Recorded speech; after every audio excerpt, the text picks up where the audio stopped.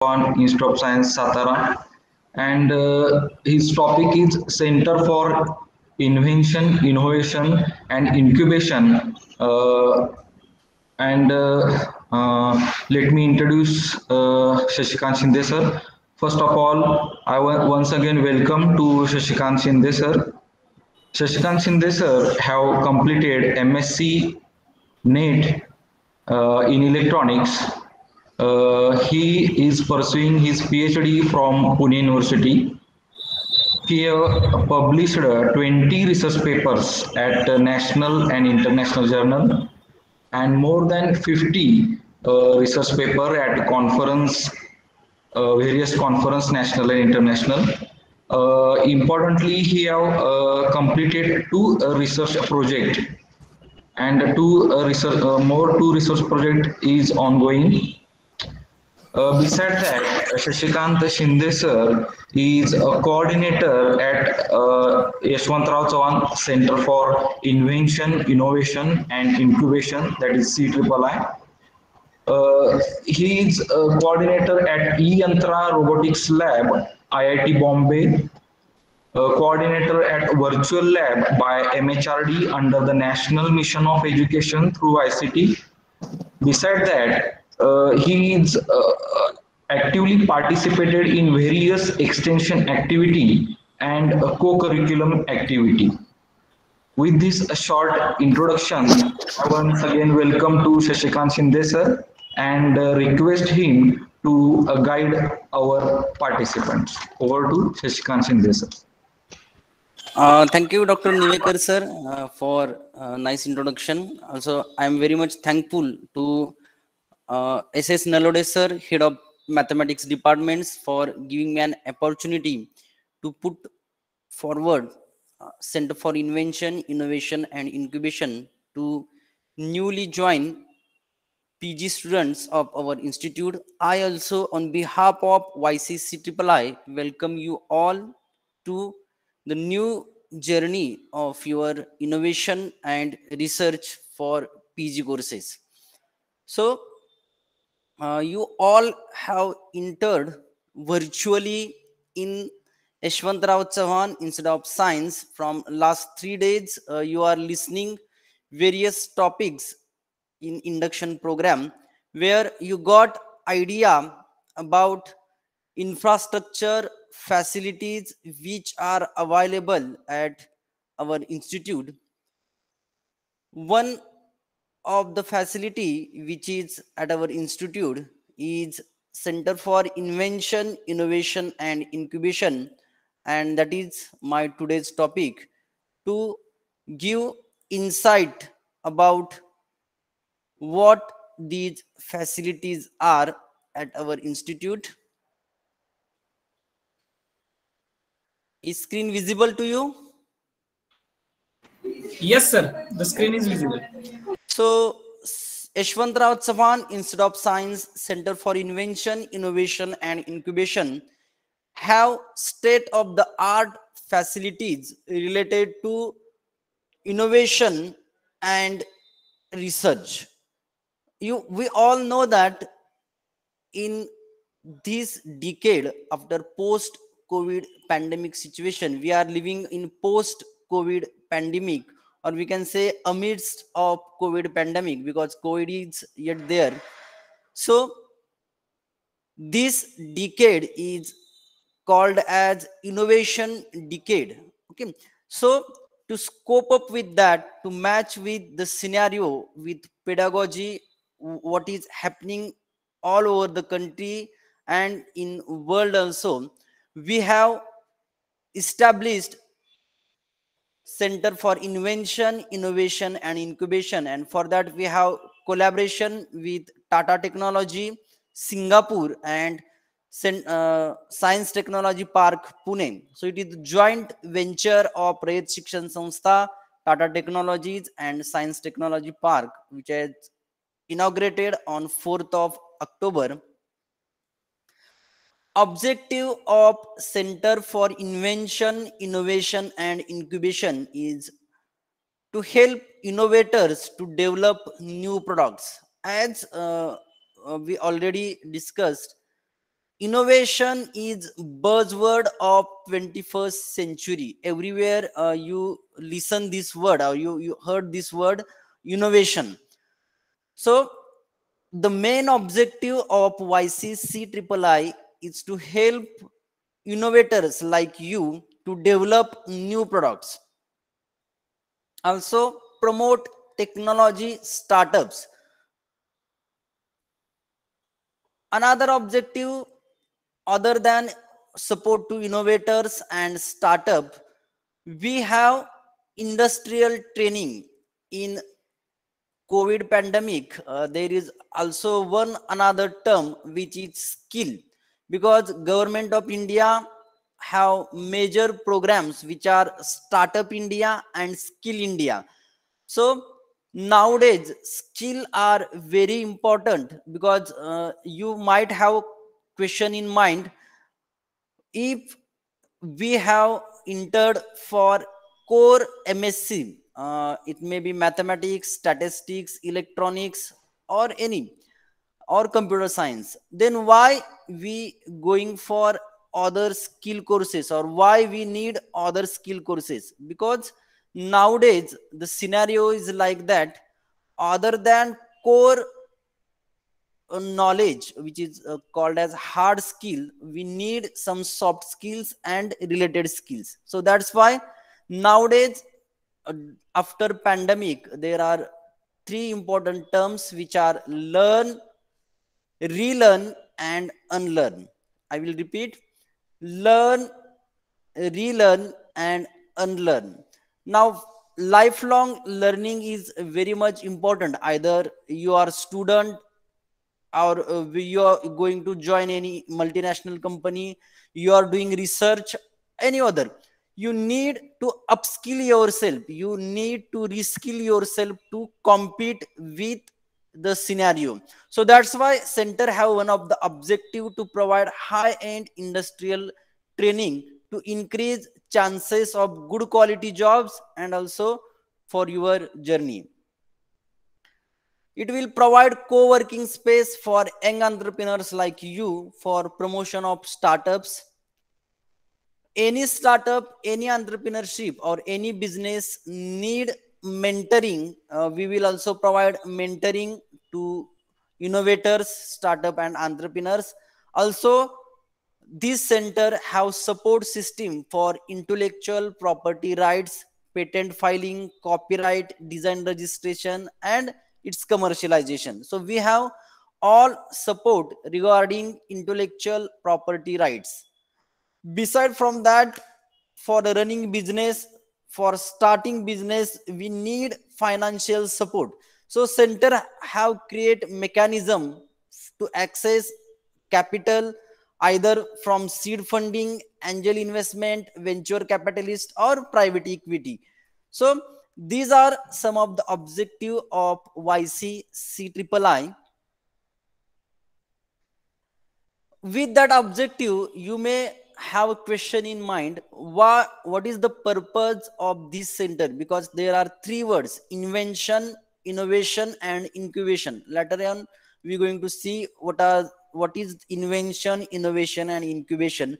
You may have question: what is purpose of innovation center, what is purpose of incubation center, or what is purpose of innovation, invention, and incubation? So innovation center is nothing but creativity incubator. So incubation means we groom you, we provide you a atmosphere, we provide you ecosystem. Also, the purpose of this center is working with innovation minded people like you, because we all have much ideas, we have ideas, we have innovative ideas. According to psychology, daily a person have more than 60,000 thoughts, ideas. म्हणजे एका दिवसामध्ये आपल्या मनामध्ये more than 60,000पेक्षा जास्त विचार, नवीन कल्पना येत असतात. But needed thing is we have to convert ideas into economy, ideas into product, ideas into innovative ideas into business. So we provide a system environment to your ideas. The philosophy behind the center is to provide one stop shop or one stop solution for your any problem related to skill, related to your research, related to your design, related to your development, design and development, related to your startup, related to your entrepreneurship, any kind of. So the main objective of this center is to provide you one stop solution. When you come physically at our campus, then you see the facilities and resources which are available at the center. So to fulfill this objective, to complete this objective, we have star infrastructure. We have corporate infrastructure which are classified as domain exploration center, advanced manufacturing facility, technology and R&D center, incubation and co-working space. Likewise, so these are facilities or resources available at domain exploration. Now you may have a question, what is domain exploration? So in domain exploration we have some working models. Now what is purpose of working models? So in domain exploration center there is cut section of Tata Sumo. You can see in the picture. Might be it is possible that anybody from you have ever seen any open vehicle, or you have seen working of any engine, how engine work, any vehicle engine. So you have got opportunity to see with naked eye how engine works, how gear system works. Likewise, so there are various working model to give you exposure to the fundamental things of how any system work. So that is purpose of domain exploration center, to explore you with the working. In center there are advanced manufacturing facilities. So in advanced manufacturing facilities nowadays, there is synonymous word for advanced manufacturing facilities are digital manufacturing. Why digital manufacturing? Because 3D printer and 3D scanner are the facilities which are available at the CIII, will support you for prototyping and additive manufacturing. Okay. So these are facilities like 3D printer, 3D scanner, VMC and robotics. Beside from that, at the center you can find technology and R&D center, which is supported by Tata Technology. There are 10 workstation which have more than 10 crores of software which are useful for design and development. So you might have heard Rafale word. Rafale is aeroplane, and the design of Rafale has done in Katia, and that software is available at our center where you can design and develop your innovative ideas. So this technology R&D center will help you to design and develop your ideas. It means softwares which are available there and other facilities. By using that facilities you can design and develop your ideas. So that is main objective of technology and R&D center, and that technology and R&D center has 24 into 7 support by Tata Technologies experts. We have experts from two experts from Tata Technologies who will help you for your research, for your innovation, for your design and development. So what is purpose of technology and R&D center at Center for Invention, Innovation and Incubation? So primary goal of technology and R&D center is to leverage advanced technology tools to perform ideas into virtual product. As we have seen, there are more than 10 crores cost softwares, and more than 45 plus softwares are there in technology and R&D. Those softwares can be used for design and development. You can use that softwares. This R&D center enables to make various concepts, detailed design and validated designs. The center consists of high-end industrial workstations, software which will help innovators to build complete solution from ideas to virtual build.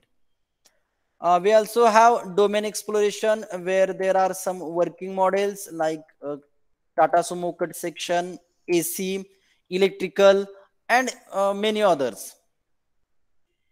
In advanced manufacturing, we have 3D printer, VMC machine. It means you can find computer aided design and computer aided machinery, CAD and CAM manufacturing facility, which is available at Center for Invention, Innovation and Incubation, which will help you to your journey from novel product. It means develop novel product, promote incubators, promote startups, better career opportunities. It means might anybody ask, I am not interested in startup and entrepreneurship, but the courses, that skills and the facilities will also help you for your better career opportunities, because the main objective of the center by Tata Technology support is to bridge between industry and academia. Because according to NASCOM, there is one report that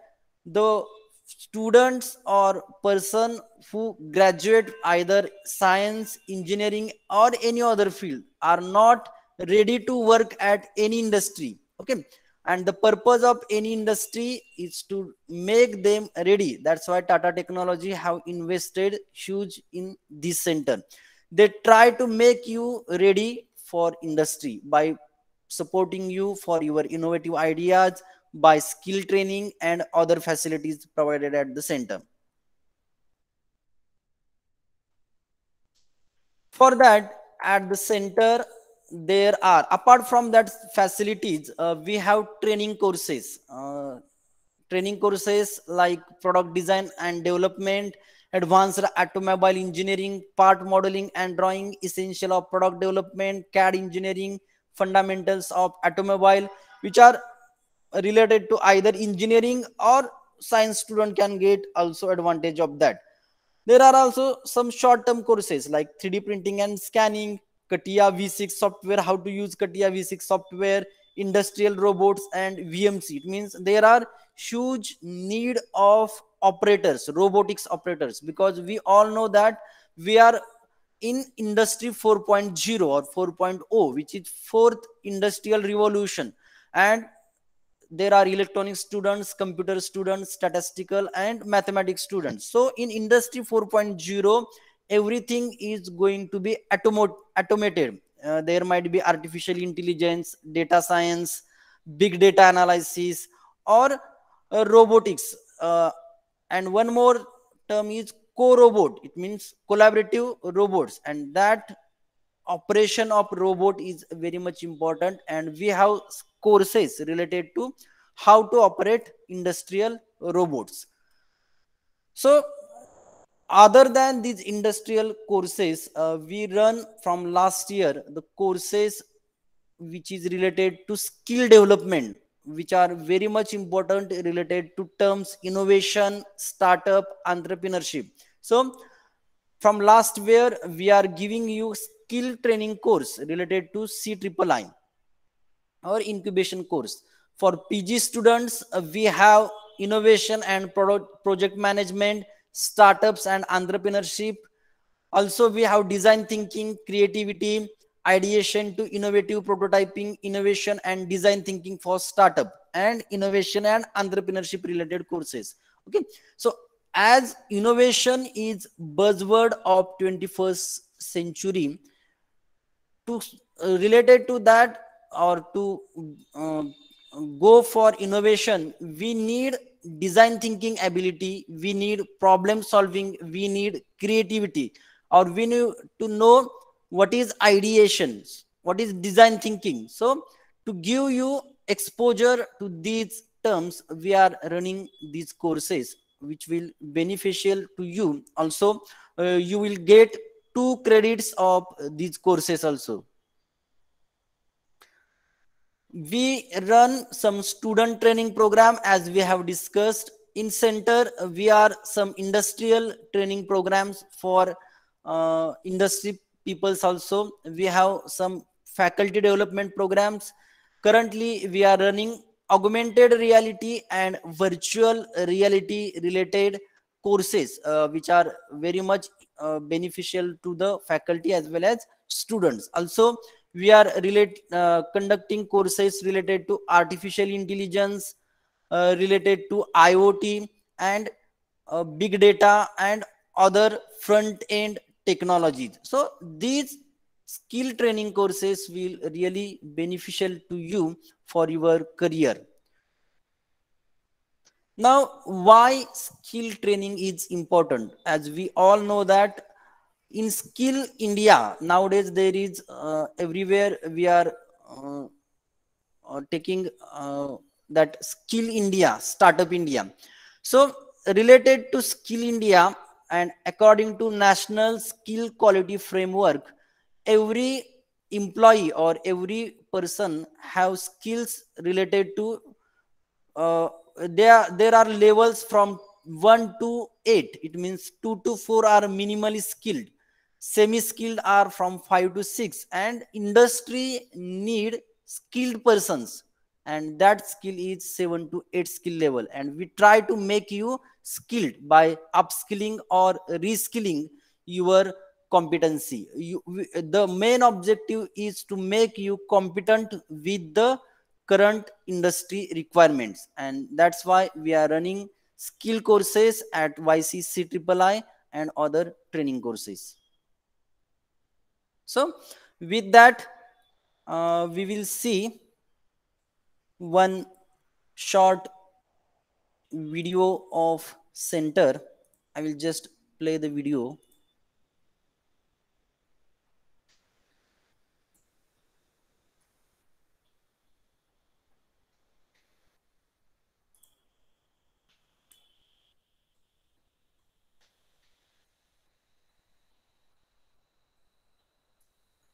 Is screen visible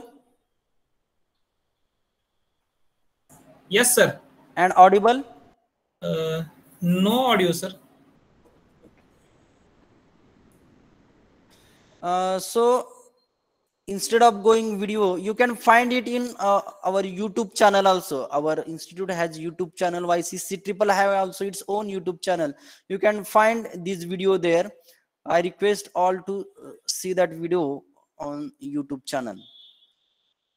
Is it okay? Yes, sir. So we will see what is innovation. So everything until now we have covered what the facilities are available at our institute related to innovation. Okay, because earlier we have discussed the innovation is buzzword of 21st century. Uh, you may know there is one book which is written by Yuval Harari, which is Israel writer. Book name is 21 Lessons for 21st Century, and there uh, they discussed 4 technologies. They named it as disruptive technologies. Next, we're going to see which changed the world. It means in 2040 or 2050, the jobs which are available today might not available at 2050 or 2040. There might be a different jobs because artificial intelligence, internet of things, data science, big data going to change all industry related perspective. Because disruptive technology means we have one example, that is e-commerce. E-commerce have changed all the scenario related to business, related to customer, and related to all these things. We are using one such a technology. It means in e-commerce, everyone now well acquainted with Amazon or online shopping, Amazon, Flipkart, or any other. आता एखादाच असा असेल तुमच्यापैकी की जो आता offline जाऊन mobile खरेदी करण्यासाठी इच्छुक असेल, किंवा ऑफलाईन जाऊन लॅपटॉप, आता तुम्हाला लॅपटॉप लागेल, मोबाईल लागेल, किंवा मोबाईलची कॉर्ड जरी घ्यायची असेल चार्जिंगची, किंवा हेडफोन जरी घ्यायचा असेल, तरी तो ऑनलाईनला प्रिफर करतो आपण. Okay, so this is the change in, म्हणजे आता या एका ऑनलाईन ऍपमुळं या सगळा बिझनेस सिनेरिओ चेंज झाला. Okay, so this is also one kind of innovation, म्हणजे बिझनेस मधलं हे इनोव्हेशन आहे. मग इनोव्हेशन मीन्स व्हॉट, म्हणजे 10 वर्षापूर्वी जर असं कुणाला सांगितलं असतं की आपण मोबाईल असेल किंवा कुठल्याही वस्तू आपण ऑनलाईन खरेदी करणार आहोत, किंवा असं जरी कुणाला सांगितलं असतं की आणखी म्हणजे 2010 ला किंवा 2005 ला सांगितलं असतं की 2020 साली घरातली ग्रॉसरी म्हणजे चहा, साखर, चहा पावडर हा सुद्धा आपण ऑनलाईन मागवणार आहोत, तर कधीही आपण सुद्धा विश्वास ठेवला नसता त्या गोष्टीवरती. So that all happens due to innovation in technology. म्हणजे याचं बेस्ट एक्झाम्पल म्हटलं जातं की innovation could be defined as converting ideas into new or improved products, either it may be processes or services. म्हणजे ती आयडिया प्रॉडक्टच्या फॉर्मॅटमध्ये असेल, किंवा ती प्रोसेस असेल, किंवा सर्व्हिस असतील. म्हणजे आता सर्व्हिसेसचं एक्झाम्पल घेतलं तर झोमॅटो आहे, किंवा अमेझॉन पण आहे ई कॉमर्स मधलं. म्हणजे झोमॅटो, स्विगी ह्या ज्या इनोव्हेटिव्ह आहेत बिझनेस आयडियाज, ह्या पहिल्या सुरुवातीला ह्या इनोव्हेटिव्ह बिझनेस आयडियाज होतात.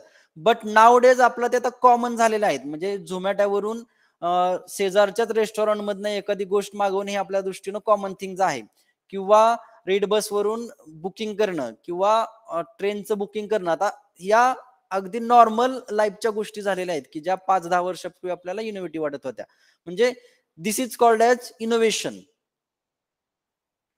मग इनोव्हेशन आणि इन्व्हेन्शन मध्ये काय रिलेशन आहे? So innovation is about taking invention to market place by translating scientific knowledge into products. म्हणजे जर आपण इडिसन यांनी लावलेला बल्बचा शोध जर हे इन्व्हेन्शन असेल, तर त्या इन्व्हेन्शन मध्ये ऍडिशन होत गेली. म्हणजे इनोव्हेशनला आपण असं म्हणू शकतो की ऍडिशन इन टू समथिंग, म्हणजे जे एक्झिस्टिंग आहे त्याच्यामध्ये ऍड करणं. म्हणजे बल्बचा शोध हे इन्व्हेन्शन आहे, बट त्या बल्बच्या शोधापासून ते आता आपण CFL वापरतोय, किंवा आपल्या घरामध्ये जो बल्ब आहे याच्यामध्ये जे चेंजेस झालेले आहेत ते त्या बल्बमध्ये असणारं इनोव्हेशन आहे. किंवा दुसरं एक एक्झाम्पल म्हणजे मोबाईलचा ज्यावेळेस सुरुवातीला शोध लागला असेल त्याला आपण इन्व्हेन्शन म्हणूयात, आणि त्यानंतर मोबाईलमध्ये ज्या ऍडिशन होत गेल्या की जो आता आज घडीला आपण स्मार्टफोन म्हणतोय, तो स्मार्टफोन म्हणजे त्या मोबाईल मधलं इनोव्हेशन झालं. Okay, such A innovation change all societal and economical development. म्हणजे इनोव्हेशन या सगळ्या गोष्टी चेंज करून टाकतं. ओके, म्हणजे मोबाईलच्या बाबतीत सुद्धा आहे, किंवा आपण हे ऑनलाईन ई कॉमर्सच्या बिझनेसचं बघतोय, तसं प्रत्येक क्षेत्रामध्ये इनोव्हेशन किंवा इनोव्हेटिव्ह आयडियाजमुळे चेंज झालेला आहे, आणि नवीन बिझनेस किंवा नवीन एक फील्ड आपल्यासाठी जनरेट झालेले आहे. मग आता प्रश्न आहे की why we go for innovation. You might have question that why we go for innovation. आणखी कुणाला इनोव्हेशन म्हणजे काय वाटतंय का बाबा, दुसरं काहीतरी असेल? Anybody want to share something? जर नसेल तर मग why we go for innovation. The question is why we go for innovation. Yes, anybody from you? Innovation means there is addition to existing. त्याला आपण इन्व्हेन्शन म्हणतो की त्याच्यामध्ये ऍड करत जाणं म्हणजे इनोव्हेशन.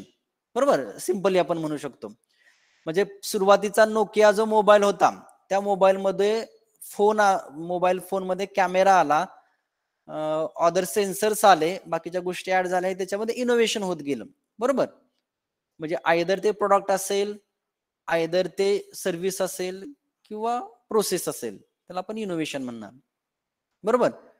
मग आता प्रश्न आहे की why innovation is needed. Anybody from you? Why there is need of innovation? आता व्हॉट्सअप युनिव्हर्सिटीवरती आपण पॅन्डेमिक मध्ये बऱ्याच गोष्टी बघितलेल्या आहेत इनोव्हेशनच्या रिलेटेड. म्हणजे आपल्याकडे एक त्याला शब्द आहे जुगाड म्हणून, त्याला फ्रुगल इनोव्हेशन म्हणतात. पहा, म्हणजे टेक्निकली सुद्धा ते मान्य झालेलं आहे आता, फ्रुगल इनोव्हेशन. म्हणजे एखाद्या गोष्टीची जिथं नीड असते त्याच्यावरती आपण काहीतरी सोल्युशन देतो, हे आपण त्याला नाव देतो जुगाड म्हणून, बरोबर. बट इट इज ऑल्सो त्या प्रॉब्लेमचं ते सोल्युशन असतं. म्हणजे problem solving is one first step of innovation. Yes, anybody? Y innovation is needed? म्हणजे आता आपण सगळं म्हणतोय की ह्या CIII मध्ये इनोव्हेशनला सगळी सपोर्टिव्ह सिस्टीम आहे, but question is why innovation is needed. मग पहा, पॅन्डेमिकच्या अगोदर आपण प्रत्येक जण ऑफलाईन एज्युकेशन घेत होतं. म्हणजे आपण एज्युकेशन मध्येच बघूयात. कोविड म्हणजे 14 मार्च 2020 मध्ये ज्यावेळेस लॉकडाऊन झालं, की लॉकडाऊनमुळे आपल्याला फिजिकल मुवमेंट वरती किंवा क्लासरूम मध्ये येऊन एज्युकेशन लर्न होण्यामध्ये अडचणी आल्या. आता इथे इनोव्हेशन काय झालं मग त्याच्यामध्ये? Is there an innovation? समजा आपण या प्रॉब्लेमला किंवा या नीडला सोल्युशनच द्यायचं नसतं ठरवलं, तर काय झालं असतं? मग आपल्याला लर्निंग स्टॉप करावं लागलं असतं. पण तसं झालं का ते? मग आपण लर्निंग कसं चालू ठेवलं? ऑनलाईन प्लॅटफॉर्मवरती. म्हणजे ऑनलाईन हा शब्द आपल्याकडे आला, बरोबर ना? म्हणजे घरातले म्हणत होते की अगोदर मोबाईल वापरायचा नाही मुलांनी, बरोबर. आता मोबाईल शिवाय एज्युकेशनच होत नाही असं झालंय ना. असा सगळ्यांचा समज झालेला आहे. म्हणजे असं झालंय असं नाही, पण समज तरी झालाय आपला. मग याच्यात इनोव्हेशन काय आहे? मग पॅन्डेमिकच्या अगोदर हे ऑनलाईन प्लॅटफॉर्म होते का नव्हते? आता हे सगळे इलेक्ट्रॉनिक्स कम्प्युटरचे आहेत. ऑनलाईन म्हणजे 14 मार्च 2020च्या अगोदर स्काईप होतं, बरोबर. फेसबुक लाईव्ह होतं, युट्यूब लाईव्ह होतं, बरोबर. Whether we have used that for learning. मग कदाचित आपण ह्याला इनोव्हेशन म्हणू शकतो. Whether it is innovation or not? Yes, anybody? Okay. Now why innovation is needed? मग कुठलाही नीड असेल, कुठलाही प्रॉब्लेम असेल, त्याला सोल्युशन देण्यासाठी आपल्याला आपण इन शॉर्ट म्हणू शकतो की there is need of innovation. Okay, so why innovation is needed? So today there is fast and dynamic in today's changing world, latest technologies are coming, so that's why to match with that we need innovation. बरोबर ना? म्हणजे आपण पुन्हा नोकियाचे example घेतलं, म्हणजे 2005 किंवा 10 साली Nokia हा एकमेव ब्रँड होता मोबाईल मध्ये. Okay, but they do not have innovated, they didn't have innovated. म्हणजे सॅमसंग आणि बाकीच्या ब्रँडने त्यांच्यामध्ये जे नीड आहे, म्हणजे कस्टमरला जे पाहिजे त्यानुसार त्यांनी चेंजेस केले, म्हणून ते ब्रँड आता राहिले. सो that's Y in business innovation is needed. बरोबर ना?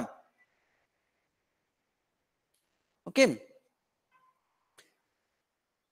म्हणजे आता विद्यार्थ्यांच्या दृष्टीनं काय इनोव्हेशन का? तर आता इंडस्ट्रीला काय आहेत की इनोव्हेटिव्ह माइंडेड पीपल्स पाहिजेत, म्हणजे सोल्युशन देणारे पीपल्स पाहिजेत. म्हणून there is need of innovation for students, there is need of innovation to employers, there is need of innovation to common peoples. Means if we have certain need and to solve that need we have to go for innovation.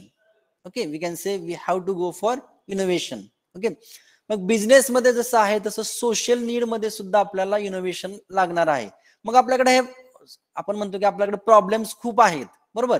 म्हणजे जर आपण विचार केला तर अगदी Alto पासून BMW पर्यंतच्या सगळ्या व्हेकल्स आहेत आता मार्केटमध्ये. बट जर ऍक्सिडेंट झाला तर सेफ्टीचं काय, हा प्रश्न सगळ्यांसमोरच असतो. म्हणजे BMWचा जरी ऍक्सिडेंट झाला तरी there is no guarantee whether the person will जो माणूस असेल त्याला काय होणार नाही याची गॅरंटी देऊ शकत नाही, बरोबर. मग या प्रॉब्लेमवरती आपण सोल्युशन किंवा आपल्याकडे जर काही इनोव्हेटिव्ह आयडिया असतील तर देर इज, म्हणून आपण इनोव्हेशन करायचं, हे प्रॉब्लेम्स आहेत म्हणून, बरोबर. आता we all are from agricultural background, म्हणजे ऍग्रिकल्चर मध्ये तर एन नंबर्स ऑफ प्रॉब्लेम्स आहेत, बरोबर का नाही. म्हणजे या सगळ्या प्रॉब्लेमला जरी आपण सोल्युशन नाही देऊ शकलं, त्याच्यातल्या एका प्रॉब्लेम्सला जरी आपल्याकडे काय सोल्युशन असेल, इनोव्हेटिव्ह आयडियाज असतील, त्यासाठी आपल्याला काय करायचं आहे, we need to go for innovation. Global warming किंवा इन्व्हायरमेंटल चेंज. आता आपण बघतोयच की आता आपल्याकडे या वर्षीचा पूर असेल किंवा पावसाळा असेल किंवा मागच्या वर्षीचा पूर असेल, आता यावरती जर आपल्याला काही सोल्युशन देता आलं असतं, म्हणजे पावसाचं जर अर्ली प्रिडिक्शन करता आलं असतं किंवा पूर येणारा याचा अर्ली प्रिडिक्शन करता आलं असतं, किंवा ज्या गोष्टी आपल्याला आता वाटतात की हे असं व्हायला पाहिजे होतं, त्याच्यावरती जर आपल्याला काहीतरी सोल्युशन या पद्धतीने देता आलं असतं, तर ते सोल्युशन म्हणजे इनोव्हेशन आहे. आणि त्यासाठी आपण we need to go for innovation. बरोबर ना? कोविड पॅन्डेमिक मध्ये तर आपल्याला मेडिकल आणि हेल्थ सायन्सची नीड प्रकर्षानं जाणवली. बरोबर, म्हणजे मेडिकल सायन्स मध्ये कितीतरी गोष्टी आपल्याला करण्यासारख्या आहेत असं वाटलं. Okay, so that's why we need to go for innovation. म्हणजे एव्हरी सेक्टर मध्ये there is need of innovation. म्हणजे सिंगल लाईन मध्ये जर सांगायचं झालं तर ही आपल्या सगळ्यांची जबाबदारी आहे. This is the responsibility of every individual to contribute and make things better and better. म्हणजे आपलं जीवन सुखकर बनवण्यासाठी किंवा जगण्यायोग्य आपल्याला ही एन्व्हायरमेंट तयार करण्यासाठी वी नीड इनोव्हेशन, असं आपण एका लाईन मध्ये म्हणू शकतो. So everyone has to go for innovation. आणि प्रत्येक जण करतच असतो. म्हणजे आपल्याकडे कॉमन शब्द आहे पहा, फ्रुगल इनोव्हेशन किंवा जुगाड आपण म्हणतो. So we need innovation which have some technical support, which have some validity और which have some prototype. Okay, आणि या सगळ्यासाठी मग इन्क्युबेशन सेंटरची आपल्याला नीड असते. मग इन्क्युबेशन सेंटर काय करतं पहा, म्हणजे सेंटर फॉर इन्व्हेन्शन, इनोव्हेशन आणि इन्क्युबेशन मधला हा शेवटचा पार्ट. इन्क्युबेशन हा शब्द पहा, लाईफ सायन्सच्या जे विद्यार्थी असतात त्यांना माहित असतं की त्यांच्याकडे एक इन्क्युबेटर असतो की ज्याच्यामध्ये हॅचिंग ऑफ एग्ज वगैरे असं होत असतं. म्हणजे एक इन्व्हायरमेंट तयार केलेलं असतं की ज्याच्यामध्ये सेफ इन्व्हायरमेंट म्हणूयात आपण, की ज्याच्यामध्ये ते ग्रो होऊ शकेल. तशाच पद्धतीनं तुमच्या ज्या इनोव्हेटिव्ह आयडियाज आहेत, तुमच्याकडे जे इनोव्हेटिव्ह माइंडसेट आहे, तुमच्याकडे जे काय आहे सोल्युशन आहे प्रॉब्लेमला, त्या सगळ्याला एक सपोर्टिव्ह सिस्टीम क्रिएट करणे हे या इन्क्युबेशन सेंटरचं जबाबदारी आहे. मग कुठली सपोर्टिव्ह सिस्टीम तुम्हाला लागणार आहे? जर तुमच्याकडे आयडियाज असेल तर तुम्हाला डिझाईन फॅसिलिटी लागणार असतील तर त्या या सेंटरमध्ये आहेत. तुमच्याकडे आयडियाज आहे आणि तुम्हाला हेल्प पाहिजे, मेंटरिंग पाहिजे, तर ती फॅसिलिटी आपल्याकडे आहे. या सगळ्यासाठी तुम्हाला जर कुठले हार्डल्स असतील बिझनेस स्टार्ट करतानाचे किंवा पेटेंटिंगचे असतील, कॉपीराईटचे असतील किंवा फायनान्शियल सपोर्टचे असतील, या सगळ्या हार्डल्स वरती तुम्हाला जो सपोर्ट लागणार आहे तो सपोर्ट या इन्क्युबेशन सेंटर मध्ये दिला जाणार आहे. So this is purpose of incubation centre. म्हणजे जर इनोव्हेशन असेल माझ्याकडं, नो डाऊट आपण ते करू शकतो, but if we got some environment then we solve it in minimum time. यासाठी रयत शिक्षण संस्था, टाटा टेक्नॉलॉजी आणि सायन्स टेक्नॉलॉजी पार्क या तिघांच्या कोलॅबरेशन मध्ये हे सेंटर फॉर इन्व्हेन्शन, इनोव्हेशन आणि इन्क्युबेशनची स्थापना आपल्या संस्थेमध्ये झालेली आहे, आपल्या कॉलेजमध्ये झालेली आहे. रयत शिक्षण संस्थेमध्ये असे 3च आहेत. पश्चिम महाराष्ट्रातला आपल्या वायसी कॉलेजमध्येच असं फक्त इन्व्हेन्शन, इनोव्हेशन आणि इन्क्युबेशन सेंटर आहे.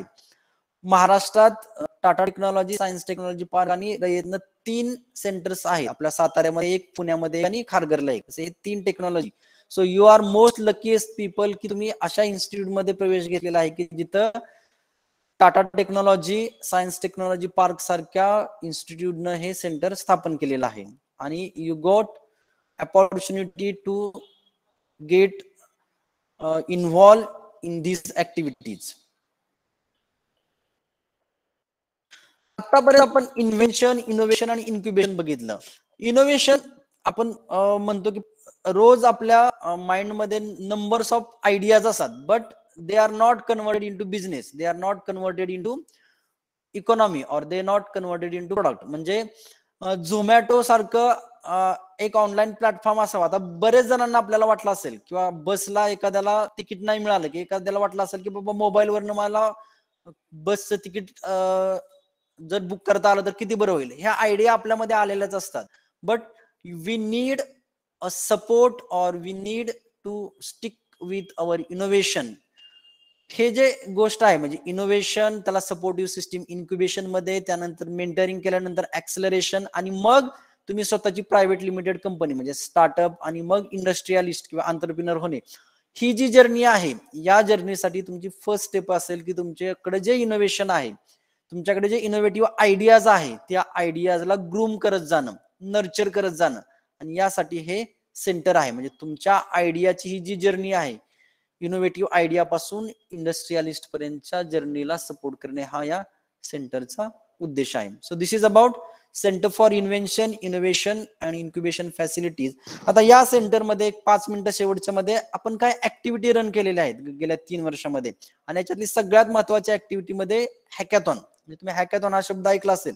आता जी मुलं या वायसी कॉलेजमध्ये ग्रॅज्युएशन केलेले आणि पीजी ला आलेले, त्यांना हॅकॅथॉन हा शब्द माहित आहे. म्हणजे तुमच्याकडच्या आयडियाजला एक प्लॅटफॉर्म देतो आपण. ओके, या सेंटरमध्ये काही प्रोटोटाइप्स सुद्धा डिझाईन केलेले आहेत, विद्यार्थ्यांनी केलेले आहेत, इंडस्ट्रीने केलेले आहेत. म्हणजे आपल्याकडे ऍडव्हान्स्ड स्प्रेइंग सिस्टीम आहे की जे आर्टिफिशियल इंटेलिजन्स बेस्ड आहे आणि जे सिलेक्टिव्ह स्प्रेइंग करते.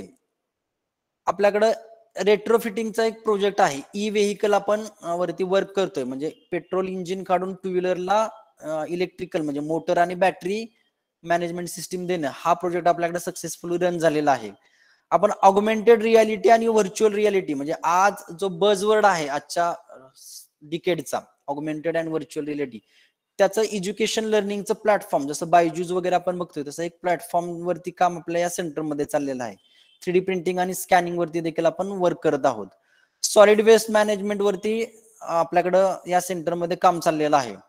आणि कोविड पॅन्डेमिक मध्ये सुरुवातीला ज्यावेळेस फेस शिल्ड मास्क अवेलेबल नव्हते लॉकडाऊन मध्ये, त्यावेळेस या सेंटरमध्ये त्याचं डिझाईन झालं आणि मग ते पोलीस आणि साताऱ्यामधले जे सिव्हिल किंवा मेडिकल टीम होती त्यांना ते वाटप करण्यात आलं.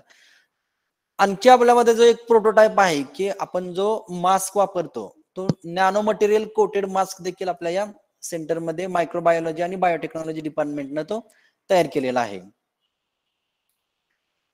मुलांचेही काही प्रोजेक्ट या सेंटरमध्ये आपण केलेले आहेत.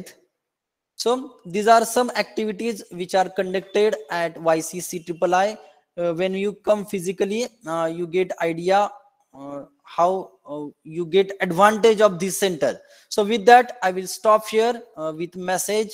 We all know that if egg is broken by outside force, then life ends. But if broken inside force, life begins. So great things always begin from inside. For that, always think new, think different, and let's innovate. Thank you. Thank you me for giving an opportunity to interact with you. If you have any doubts, questions, or you want to share something, please feel free to ask. You can unmute and ask, or you can write it in chat box.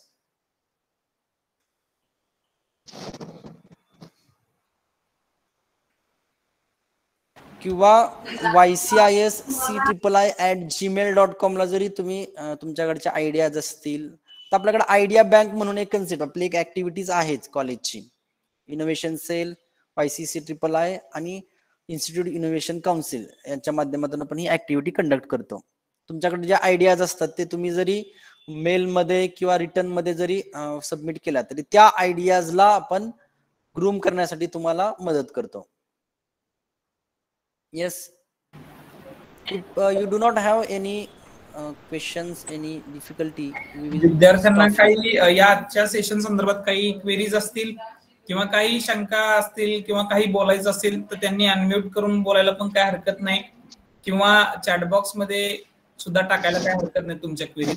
काही queries असतील तुमच्या, सरांनी आज आपल्याला आपल्या CIII centre बद्दल माहिती दिली, त्याच्यामध्ये सरांनी इन्व्हेन्शन, इनोव्हेशन, इन्क्युबेशनची माहिती दिली. या संदर्भात काही प्रश्न असतील तुमचे तरी तुम्ही डायरेक्टली अनम्यूट करून विचारू शकता किंवा चॅट बॉक्स मध्ये सुद्धा विचारू शकता. म्हणजे असं काही घाबरण्याचं किंवा लाजण्याचं अजिबात कारण नाही. तुम्हाला काही अडचणी, काही शंका असतील तुम्ही विचारू शकता.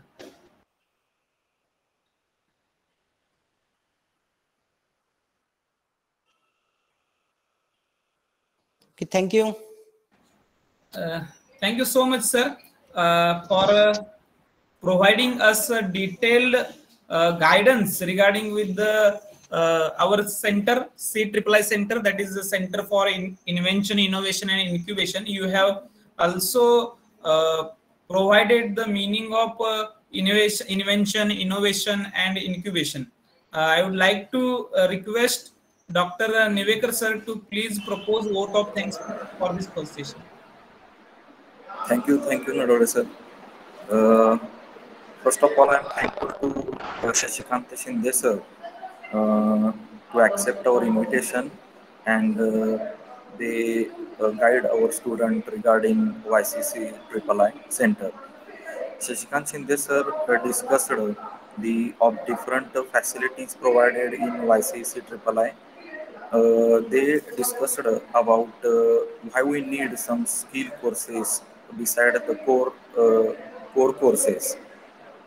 Beside that, he have focused about how the student can go from idea to startup and IPR, that is toward patent. म्हणजे मला इथं एक गोष्ट सांगायची वाटते की CIII सेंटर हे मुलांच्या आयडिया हे पेटंट पर्यंत कसे नेते हे सरांनी फोकस केलेलं आहे. आणि बऱ्याचशा मुलांना प्रॉब्लेम फेस होत असतात की आपल्या आयडियाचं पेटंट पर्यंत किंवा एखाद्या प्रोडक्ट पर्यंत कसं ट्रान्सफॉर्म करता येईल. CIII सेंटर हे एक सरांनी कीवर्ड सांगितला, लर्न, रीलर्न अँड अर्न. हे सगळ्यात इम्पॉर्टंट सरांनी सांगितलेलं आहे की आपण आपल्या आयडियाचं ट्रान्सफॉर्मेशन एखाद्या प्रोडक्टमध्ये आणि स्टार्टअपमध्ये करून अर्निंग, पैसे कसे कमवू शकतो आजच्या काळामध्ये, हे सरांनी इम्पॉर्टंट सांगितलेलं आहे. Sir have discussed that is the CIII Center is bridge between academic and industry. That means whatever the student learn, its theory and practical, they can transform that knowledge for their industry applications, and they can earn from that startup. So once again, I am thankful to Shashikant Shinde sir. Thank you sir. Over to Nalode sir. Thank you so much sir. आपलं जे second session आहे ते opportunities in higher education in foreign countries या विषयाशी संदर्भात आहे. या विषयासाठी आज आपल्याला जे रिसोर्स पर्सन आहेत ते डॉक्टर पिसाळ सर आहेत. पिसाळ सर 1-2 मिनिटात जॉईन होत आहेत. सरांच्या एंडकडून थोडासा नेटवर्क कनेक्टिव्हिटीचा प्रॉब्लेम आहे. 1-2 मिनिटात सर जॉईन होत आहेत. सगळ्यांनी लेफ्ट होऊ नका. जस्ट 1-2 मिनिटात आपण हा सेशन सुरू करतोय. विद्यार्थ्यांना माझी अशी विनंती असेल की तुमच्या मनात काही प्रश्न असतील तर तुम्ही फ्रीली विचारू शकता.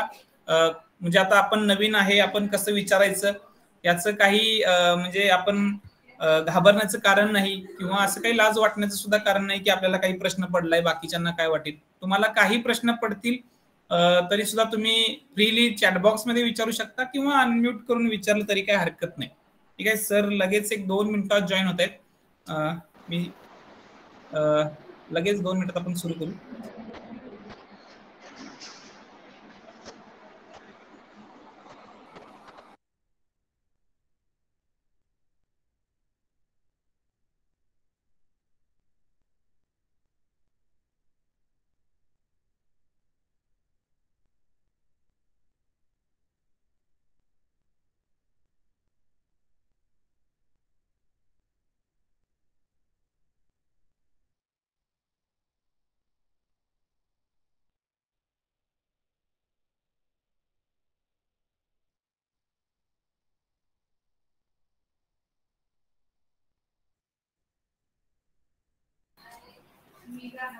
ठीक आहे, आपले जे दुसरे रिसोर्स पर्सन आहेत ते जॉईन झालेले आहेत.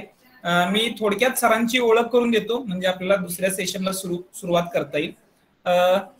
जसं की मी सांगितलं, विद्यार्थ्यांना रिसर्चसाठी ज्या फॉरेन कंट्रीजमध्ये करिअर अपॉर्च्युनिटीज आहेत, या करिअर अपॉर्च्युनिटीच्या संदर्भात सर पिसाळ सर आपल्याला आज मार्गदर्शन करणार आहेत.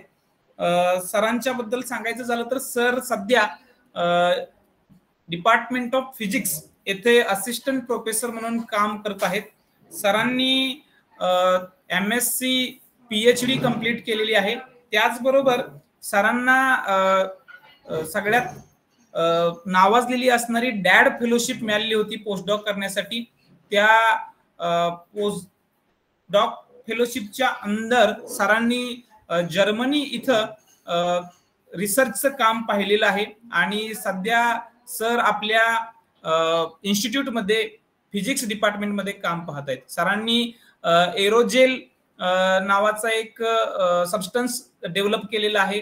त्याबद्दल सर स्वतः तुम्हाला डिटेलमध्ये अजून इन्फॉर्मेशन देतीलच. सगळ्यात महत्वाचं म्हणजे सरांनी इस्रोसाठी बऱ्याचदा इस्रोमध्ये त्यांना अपॉर्च्युनिटी मिळाली होती की त्यांनी त्या ठिकाणी इंटरव्ह्यू दिलेला आहे. त्याचबरोबर आता सुद्धा सरांना इंटरव्ह्यू साठी ऑफर लेटर आहे.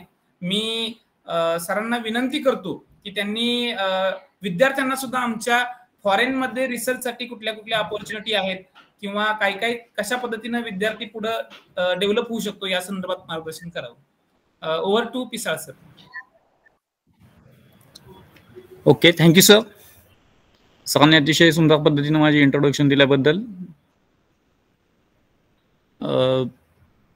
मला वाटते मी माझ्या आता इंट्रोडक्शन जास्त देणं काही गरजेचं नाही. सरांनी सगळाच इंट्रोडक्शनचा भाग जो होता तो कव्हर केलेला आहे. आज मी opportunities in higher education in foreign countries याविषयी बोलणार आहे. ऍक्च्युली फॉरेन युनिव्हर्सिटीजमध्ये संशोधनासाठी खूप संधी आहे, पण दुर्दैवानं नक्की प्रोसिजर काय असते, अप्लाय कसं केलं पाहिजे याची कल्पना बऱ्याच जणांना नसते. त्यामुळं परदेशामध्ये PhD करायची कशी किंवा नक्की फायनान्स अवेलेबल होईल का, तिथं मला जमेल का, अशा अनेक पद्धतीचे प्रश्न विद्यार्थ्यांच्या मनामध्ये येत असतात. त्याच्याविषयीच एक सिंपल अँड शॉर्ट असं एक प्रेझेंटेशन आज मी तुमच्यापुढे सादर करतोय. मला माहिती आहे जरा टेक्निकल इश्यूजमुळे थोडासा आपला प्रोग्राम लेट चालू झालेला आहे, पण तरी सुद्धा आपला प्रोग्राम आपण हा वेळेमध्येच संपवण्याचे पूर्णपणे प्रयत्न करूया. मी एक प्रेझेंटेशन माझं आता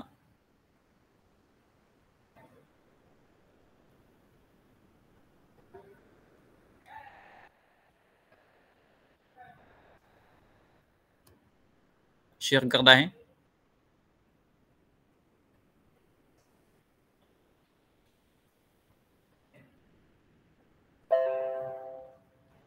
आय होप सगळ्यांना ही स्क्रीन दिसत असेल.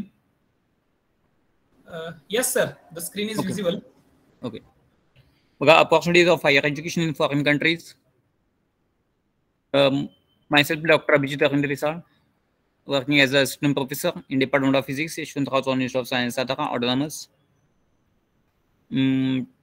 TOEFL language साठीची जी एक्झाम आहे TOEFL ती 2018ला क्वालिफाय झालो, 17ला क्वालिफाय झालो. त्यापैकी 118 हा स्कोर होता माझा 120 पैकी. तसंच जर्मन लँग्वेज मी B1 लेवलपर्यंत कंप्लीट केलेली आहे. जर्मन लँग्वेजच्या लेवल साधारणतः A1, A2, B1, B2 अशा असतात. बघा, माझा प्रवास हा जो वर्ल्ड मॅप बघितला तर भारतातून जर्मनीत आणि जर्मनीतून भारतात असंच झालेलं आहे. जर्मनी एरोस्पेस सेंटरमध्ये मी जॉब करत होतो, तिथं का सोडलं त्याचं पण कारण आहे. बघा, 2018 मध्ये डॅड फेलो म्हणून मी जर्मन गव्हर्नमेंटकडून सिलेक्ट झालो. 2019ला जर्मन एरोस्पेस सेंटर कलोनमध्ये मी जर्मनीमध्ये जॉईन झालो ॲज अ ग्रुप लीडर. तिथून पुढे मला प्रमोशन बर्लिनला भेटलं आणि त्यानंतर भारतामध्ये परत आल्यानंतर नाताळच्या सुट्टीला आलो त्यावेळी just Yashwantrao Chavan institute of science कॉलेजसाठीचा शासनाचा इंटरव्ह्यू दिला मी आणि त्यानंतर व्हाईस कॉलेजमध्ये 2020 साली मी जॉईन झालो. माघारी का आलो ते पण महत्वाचं आहे. Indians will build their own India असं महात्मा गांधीजींनी ऑगस्ट 1947 देश स्वतंत्र झाल्यानंतर म्हटलेलं की भारताची बांधणी ही भारतीय लोक सदा करतील.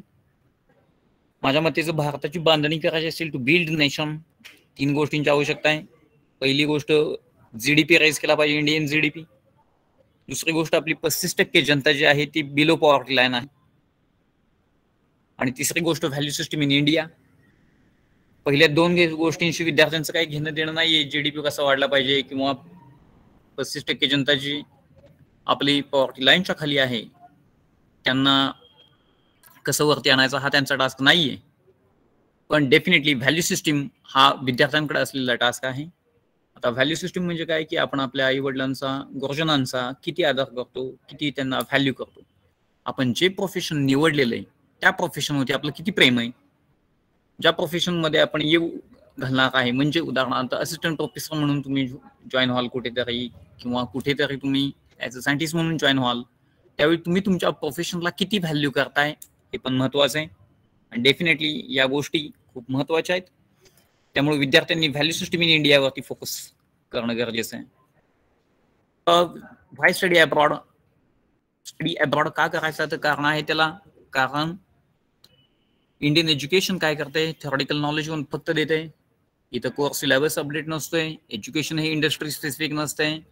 तसंच there is no coordination between education institution and the job provider. तसंच जॉब प्रोव्हायडरची जी रिक्वायरमेंट आहे ती प्रेझेंट एज्युकेशन सिस्टीम नाही करू शकत. आपल्या शिक्षणामध्ये फ्लेक्सिबिलिटी नाहीये. आणि तसंच आपण विद्यार्थ्यांना ॲडिक्वेट एक्सपोजर ही इंडियन सिस्टीम देत नाही. त्यामुळे शक्यतो विद्यार्थी बाहेर प्रदेशामध्ये ट्राय करतायत.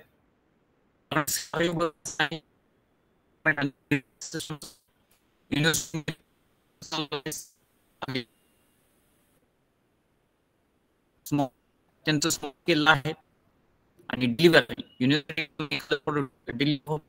त्याची व्हॅल्यू झिरो आहे.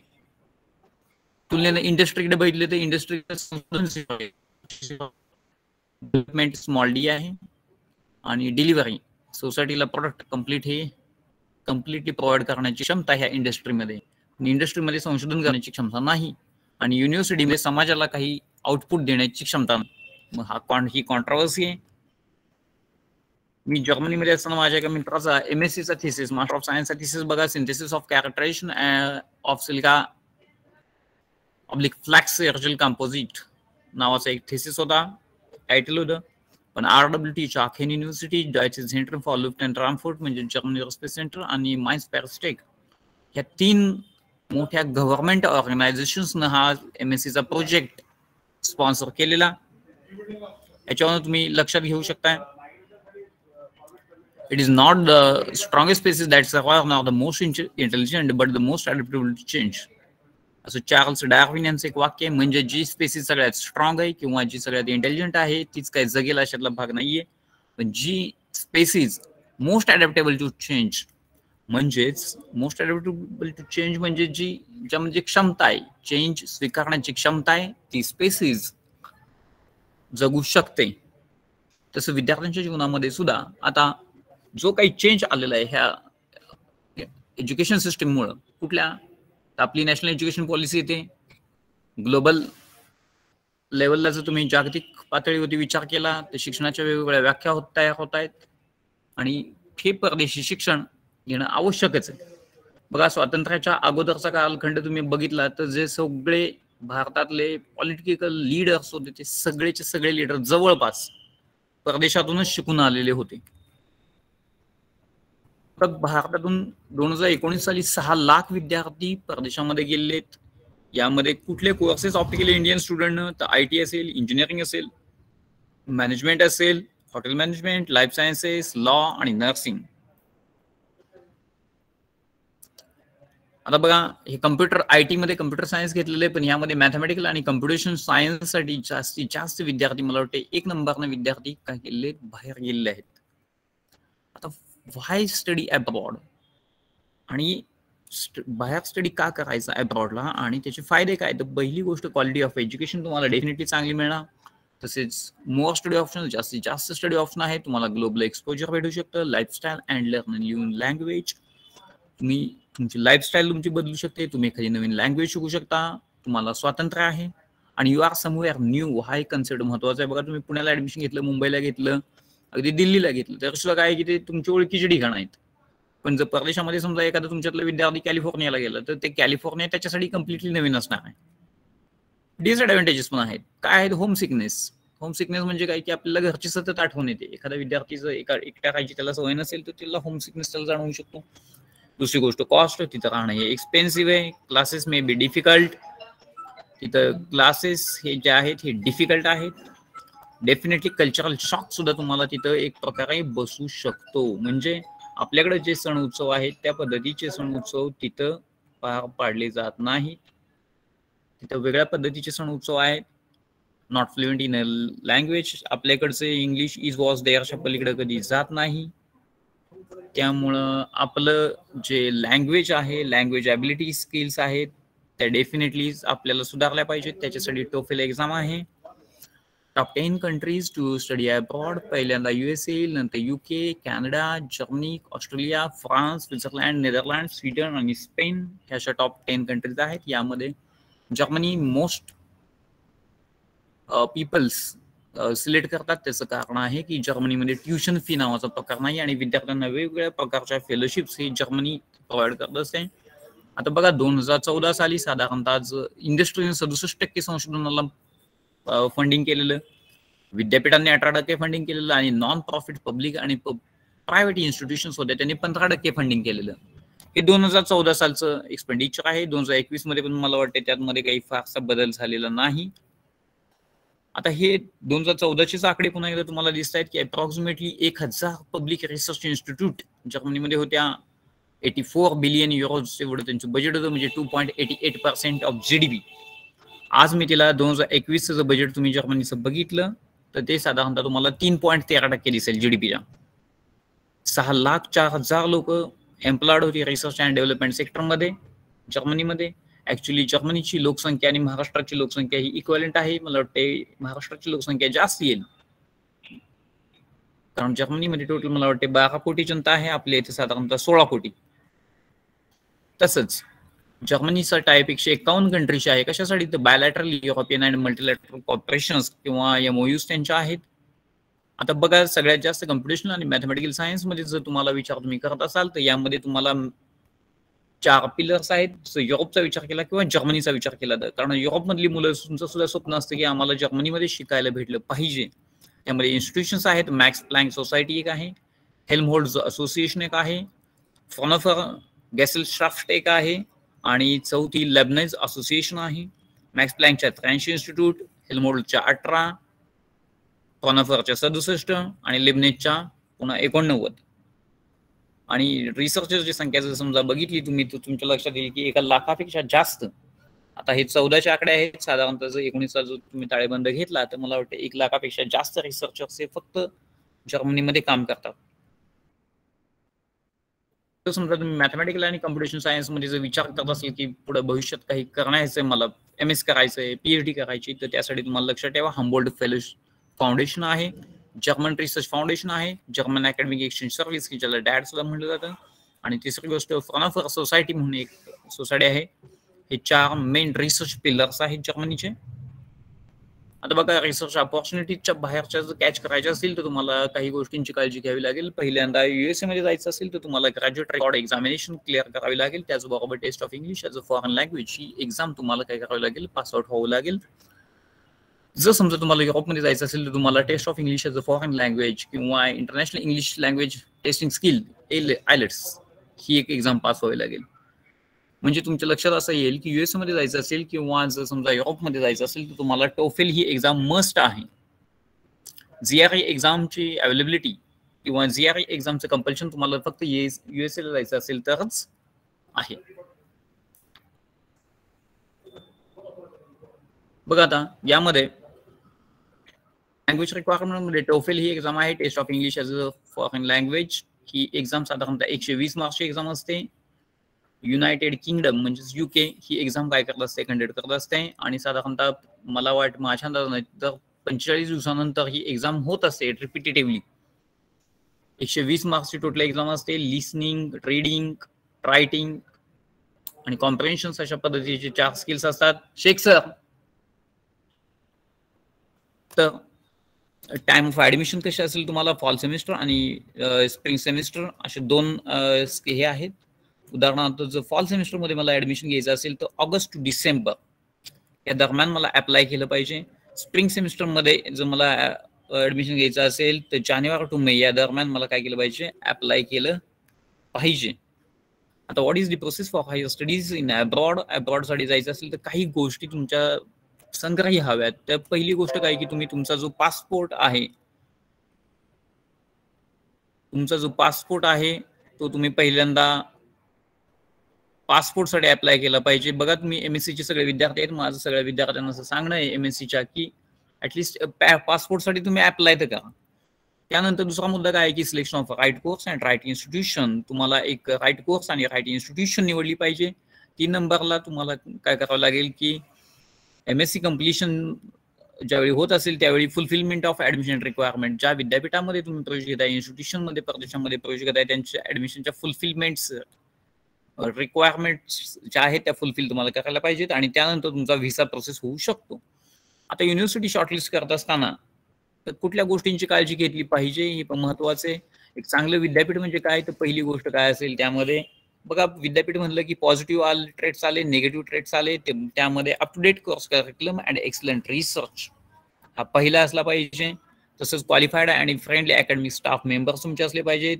तिथल्या फीज अफोर्डेबल पाहिजेत. स्कॉलरशिप चांगल्या पाहिजेत, म्हणजे जनरस फेलोशिप हव्यात तिथं किंवा स्कॉलरशिप्स हव्यात.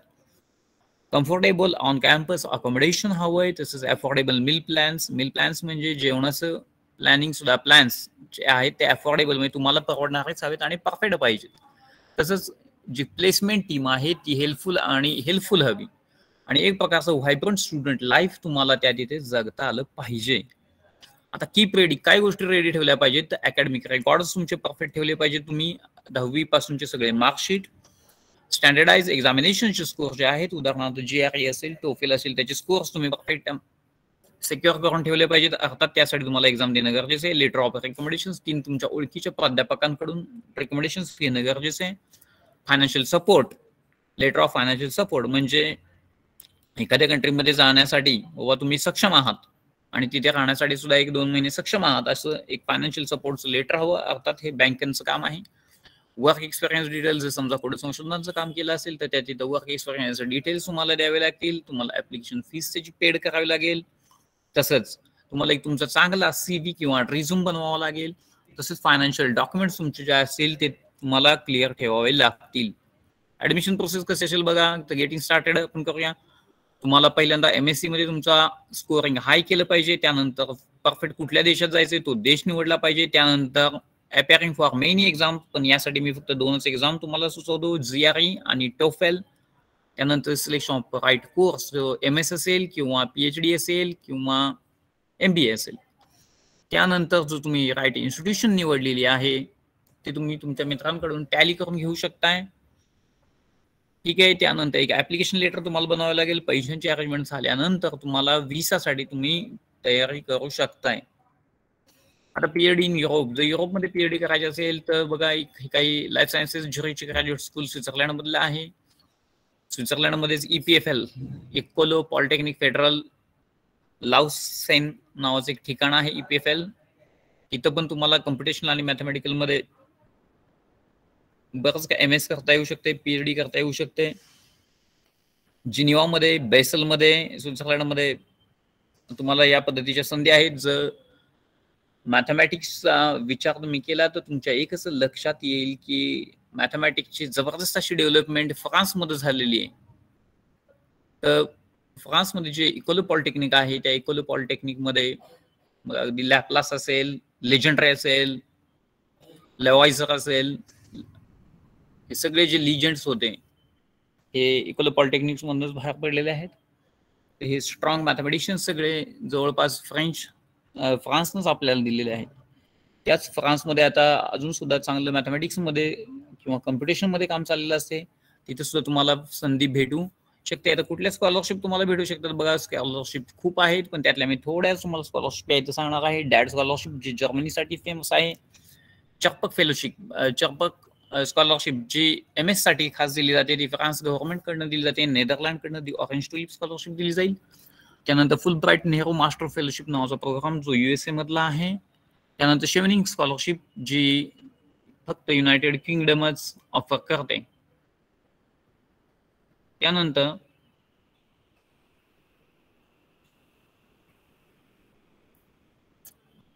काही UK मधनं काही फेलो स्कॉलरशिप आहेत बघा, त्या मी सगळ्याच काही वाचून दाखवत नाही तुम्हाला. ब्रिटिश काउन्सिल काही देते, फुल ब्राईट कमिशन देते, नॉलेज ट्रान्सफर पार्टनरशिप प्रोग्राम देतोय, शेवनिंग स्कॉलरशिप्स देत आहेत, कॉमनवेल्थ शेअर्ड स्कॉलरशिप स्कीम आहे, मार्शल स्कॉलरशिप आहे.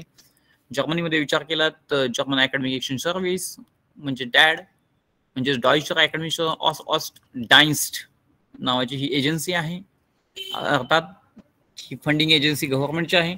अलेक्झांडर फॉन हम्बोल्ट फाउंडेशन आहे तिथं. कॉस्ट कॅल्क्युलेशन सुद्धा परदेशात ज्या ठिकाणी जाणार असाल त्या ठिकाणी कॉस्ट कॅल्क्युलेशन खूप महत्वाचं असते. म्हणजे तुम्ही कुठे राहणार आहात, तुमचा प्रोग्राम किती वर्षाचा आहे, तो कुठला आहे, त्यानंतर तुम्ही ऑन कॅम्पस राहणार आहात का ऑफ कॅम्पस राहणार आहात, ह्याच्यावरती तिथलं कॉस्ट कॅल्क्युलेशन म्हणजे राहण्याचं इस्टिमेट डिपेंड असतंय. फायनान्सिंग ऑप्शन तुम्हाला पण आहेत की तुम्ही आई वडिलांकडून, तुमच्या भावाकडून, आजी आजोबांकडून काही पैसे घेऊ शकताय.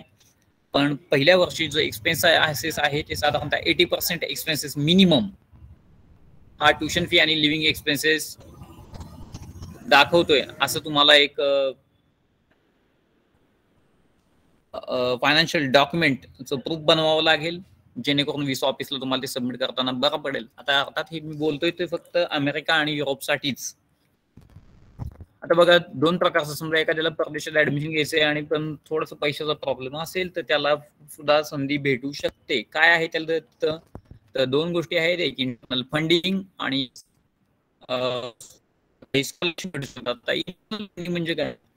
इंटरनल फंडिंग म्हणजे एखाद्या इन्स्टिट्यूट मध्ये जर एखादा कॅन्डिडेट एंटर झाला त्याला मेरिट बेस होती किंवा त्याच्या गरजेनुसार काही ठराविक परिस्थिती बघून किंवा एखादी स्कॉलरशिप त्याला ग्रँट केली जाते शिकण्यासाठी, या पद्धतीच्या फंडिंगला म्हटलं जातं इंटरनल फंडिंग. आणि एक्सटर्नल फंडिंग म्हणजे काय की समजा एखाद्या विद्यार्थ्यांना लोन काढलं किंवा ग्रँट कुठली उचलली शासनाची किंवा वर्क स्टडी प्लॅन दाखवला आणि काही पैसे उचलले शासनाकडून, किंवा समजा एखादा विद्यार्थी तिथे टीचिंग करत असेल किंवा रिसर्च असिस्टंटशिप करत असेल तर त्याला सुद्धा त्याचे काही पैसे मिळू शकतात. हे झाले एक्सटर्नल फंडिंगचे मार्ग. आता things to keep in mind, कुठल्या गोष्टी तुम्हाला लक्षात ठेवाव्या लागतील. बघा, पहिल्यांदा select 2 institutions where you feel that you have a decent chance of being accepted. कुठल्या त्या अशा 2 इन्स्टिट्यूशन निवडा की जिथे तुम्हाला वाटते की तुम्ही तिथं तुमचा decent chance of being accepted, तुम्ही तिथं तुमचं ऍप्लिकेशन ऍक्सेप्ट होऊ शकतं MS किंवा PhDचं. त्यानंतर prepare a folder for each of the schools you select in which you will keep copies of all application material. जे काही तुम्ही ऍप्लिकेशन केलेले आहे त्याचे सगळे मटेरियल एका तुम्ही फोल्डरमध्ये ठेवा. की समजा मी युरोपमध्ये जर्मनीमध्ये एका ठिकाणी अप्लाय केले तर जर्मनीचा वेगळा फोल्डर, मी समजा स्वित्झर्लंडमध्ये एका ठिकाणी अप्लाय केले तर स्वित्झर्लंडचा वेगळा फोल्डर. अशा पद्धतीनं फोल्डर्समध्ये सगळे डॉक्युमेंट तुम्ही व्यवस्थित PC वरती ठेवले पाहिजेत. तसंच make a strong essay which describes why do you want to study in USA or Europe. तुम्ही एक असा स्ट्रॉंग एसे बनवला पाहिजे की जो तुम्हाला सांगेल की जो एसे डिस्क्राइब करेल की तुम्हाला USA मध्ये किंवा युरोपमध्ये का शिकायचंय. आता एक लक्षात ठेवा की please keep in mind application deadlines of the universities you are applying. की ज्या विद्यापीठामध्ये तुम्ही अप्लाय करताय त्या विद्यापीठाच्या नक्की डेडलाईन्स काय आहेत, ह्या डेडलाईन्स तुम्ही लक्षात ठेवा. आणि if possible try to get admission in top 100 global universities across the world. हा सगळ्यात महत्वाचा मुद्दा आहे. म्हणजे साधारणतः जगातली जी 100 नामांकित विद्यापीठ आहेत त्यातल्या कुठल्या तरी एका विद्यापीठामध्ये मला प्रवेश मिळेल किंवा मिळावा अशा पद्धतीनं तुम्ही त्या तिथं अप्लाय करा. आणि मला वाटते आता महाराष्ट्र शासनानं सुद्धा जर समजा तुम्ही जगातल्या 100 विद्यापीठांमधल्या कुठल्याही एका विद्यापीठात MS किंवा PhD करण्याचा निर्णय घेत असेल आणि जर तुम्हाला ऍडमिशन भेटत असेल तर एक वेगळ्या प्रकारचं फंडिंग करण्याचं आश्वासन एक महाराष्ट्र शासनानं आताच दिलेलं आहे. Transcript and medium of instruction certificate. बघा, आपण साधारणतः BSc करत असतो पण BSc आपण इंग्लिश मीडियम मधनच करतोय, पण आपल्या मार्कशीटवरती कुठेही उल्लेख नाहीये की ही BSc इंग्लिश मीडियमनच कम्प्लीट केली आहे. म्हणून एक BSc program transcript from university. आता एखादा विद्यार्थी जर समजा तुम्ही शिवाजी विद्यापीठाच्या झोनमध्ये आहात तर शिवाजी विद्यापीठ तुम्हाला काय करतं, एक ट्रान्सक्रिप्ट नावाचा एक प्रकार ट्रान्सक्रिप्ट एक देतं. आता हे ट्रान्सक्रिप्ट म्हणजे काय असतं ऍक्च्युली, तर ट्रान्सक्रिप्ट म्हणजे आता बघा, एखादा विद्यार्थी MSc ला ऍडमिशन आलं तर त्याला काही FY, SY, TY अशी 3 वर्षाची मार्कशीट मागतात. पण परदेशामध्ये हे असले FY, SY, TY ची मार्कशीट कोण मागत बसत नाही. ते काय म्हणतात, एक सिंगल का पेपर द्या आम्हाला, कुठला की ज्या पेपरवरती first year, second year, third year हे तिन्हींचे मार्क्स सगळे कोट केलेले असतील. तसंच MSc मध्ये पण पहिली सेमिस्टर, दुसरे सेमिस्टर, तिसरे सेमिस्टर, चौथी सेमिस्टरचे सगळे मार्क्स द्या, तसं नाहीये. तर एका कागदावरतीच मला सगळे MSc चे मार्क्स माझे असले पाहिजेत आणि एका कागदावर BSc चे सगळे मार्क्स मला आले पाहिजेत. तर या कागदालाच काय म्हणलं जातं, समजा BSc चे सगळे मार्क्स एकाच कागदावर आहेत त्याला म्हणलं जातं BSc चे ट्रान्सक्रिप्ट, आणि MSc चे सगळे मार्क्स एकाच कागदावर आहेत त्याला म्हणलं जातं MSc चे ट्रान्सक्रिप्ट. असे ट्रान्सक्रिप्ट तुम्हाला फक्त विद्यापीठातूनच मिळवावी लागते. तसंच ज्या कॉलेजमध्ये तुम्ही शिकलाय बीएससी डिग्री त्या कॉलेजकडनं एक मीडियम ऑफ इन्स्ट्रक्शन सर्टिफिकेट घ्या, की जेणेकरून काय ते मीडियम ऑफ इन्स्ट्रक्शन सर्टिफिकेट सांगेल की हे जे सगळे कोर्सेस आहेत, सगळे सब्जेक्ट आहेत, ह्या विद्यार्थ्यांना इंग्लिश भाषेतूनच कम्प्लीट केलेले आहेत. तसंच जर समजा विद्यापीठातून तुम्ही एमएससी करत असाल किंवा कॉलेजमधून, आता इथं आपण ऑटोनॉमस मध्ये आहोत, किंवा विद्यापीठातून जर एखादा एमएससी करत असेल तर त्याच्यासाठी सुद्धा तुम्हाला मीडियम ऑफ इन्स्ट्रक्शन सर्टिफिकेट हे तुमचं विद्यापीठ तुम्हाला देऊ शकतं, की जेणेकरून ते सांगतं की ह्या विद्यार्थ्यांना जे सगळे सब्जेक्ट शिकले आहेत हे त्याच्या इंग्रजी भाषेतूनच शिकलेले आहेत. हे सर्टिफिकेट खूप महत्वाचं आहे, कारण ज्यावेळी तुम्ही व्हिसा प्रोसेसिंगला जाता किंवा तुमचं ऍप्लिकेशन परदेशात पाठवता त्यावेळी त्यांना माहित नसतं की हा कुठल्या भाषेतून शिकलाय, हे बीएससी किंवा एमएससी. तर त्यासाठी तिथं लिहिणं गरजेचं आहे, त्यासाठी तिथं उल्लेख करणं गरजेचं आहे की बाबा मीडियम ऑफ इन्स्ट्रक्शन सर्टिफिकेट हे आम्ही जोडलेलं आहे. ते मीडियम ऑफ इन्स्ट्रक्शन सर्टिफिकेट काय सांगते मला, की ह्या विद्यार्थ्यांना अमुक अमुक कोर्स हा इंग्लिश मीडियम घेऊनच कम्प्लीट केलेला आहे. त्यानंतर goals during the MSc program. What is the students goals during the MSc program? First one is I have a research experience and publish at least one research article. Second is I must qualify GRE and TOEFL IELTS and arrange 3 good professors for the recommendation. बघा, तुम्ही MSc ला enrol झाला आहात तर मला वाटते तुमचे 3 goals महत्वाचे असले पाहिजेत. पहिली गोष्ट काय आहे की हॅव रिसर्च एक्सपिरियन्स. वायसी मध्ये आलाय तर तुम्ही पहिल्यांदा इथला रिसर्च एक्सपिरियन्स घ्या. त्यानंतर 2023 पर्यंत बघा, वेळ तुम्हाला 2023 पर्यंतचा वेळ आहे. 2023 पर्यंतचा जो वेळ आहे त्यामध्ये तुम्ही काय करा, तर एक ऍटलिस्ट एक रिसर्च आर्टिकल तुम्ही पब्लिश केलंच पाहिजे, हे लक्षात ठेवा. तुम्ही एक रिसर्च आर्टिकल तुम्ही पब्लिश केलं पाहिजे. दुसरं काय आहे, must qualify GRE and TOEFL. बघा, मी इथं काय म्हटलेलं आहे, मस्ट क्वालिफाय म्हणजे तुम्ही ग्रॅज्युएट रेकॉर्ड एक्झामिनेशन आणि टोफेल ह्या जीआरई एक्झाम आहे आणि टोफेल ही इंग्लिश भाषेची टेस्ट आहे. जीआरई आणि टोफेल या दोन्ही टेस्ट तुमच्या ऑनलाईन पद्धतीने होत असतात. तर या दोन्ही एक्झाम तुम्ही पास होणं गरजेचं आहे. कधी 2023 पर्यंत, जुलै 2023 पर्यंत. त्यामुळं आज आहे ऑक्टोबर 2021, पण टार्गेट आपला आहे जुलै 2023 मध्ये माझ्याकडे काय पाहिजे, एक रिसर्च एक्सपिरियन्स पाहिजे, त्याचबरोबर एक आर्टिकल मी पब्लिश केलं पाहिजे. दुसरं आहे जीआरई क्वालिफाय मी केली पाहिजे आणि प्लस टोफेल सुद्धा क्रॅक केली पाहिजे. आणि तिसरं काय आहे की arrange 3 good professors for recommendation. बघा, तुमचं असे प्राध्यापक तुम्ही निवडा की ज्यांची परदेशामध्ये ओळख आहे आणि अशा परदेशाशी संपर्कात असलेल्या प्राध्यापकांचं रिकमेंडेशन लेटर एक हवं, की बाबा अमुक अमुक विद्यार्थ्याला आम्ही चांगल्या पद्धतीने ओळखतो आणि जर तुम्ही याला संधी दिली तर हा त्या संधीचं सोनं करेल आणि डेफिनेटली चांगल्या पद्धतीचं संशोधन तो विद्यार्थी करू शकेल त्या तिथं. तर अशा पद्धतीचं एक रेकमेंडेशन लेटर तुम्हाला आवश्यक आहे.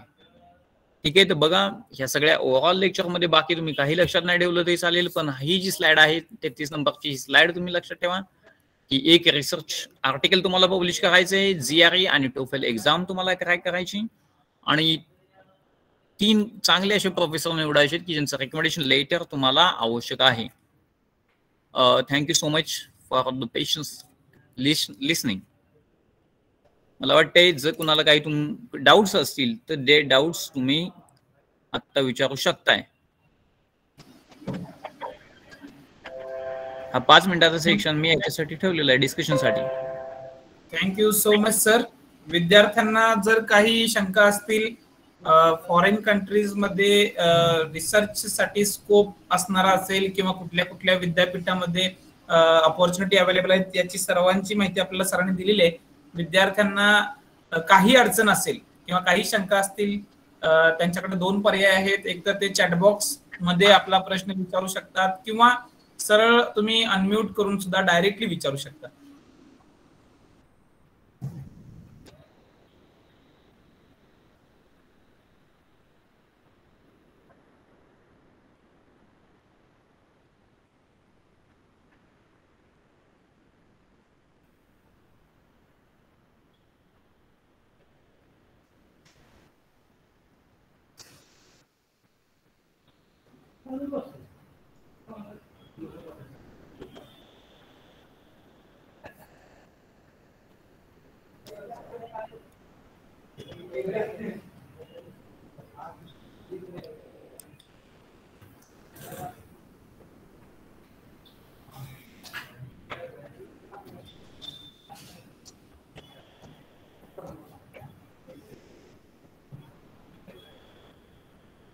ठीक आहे.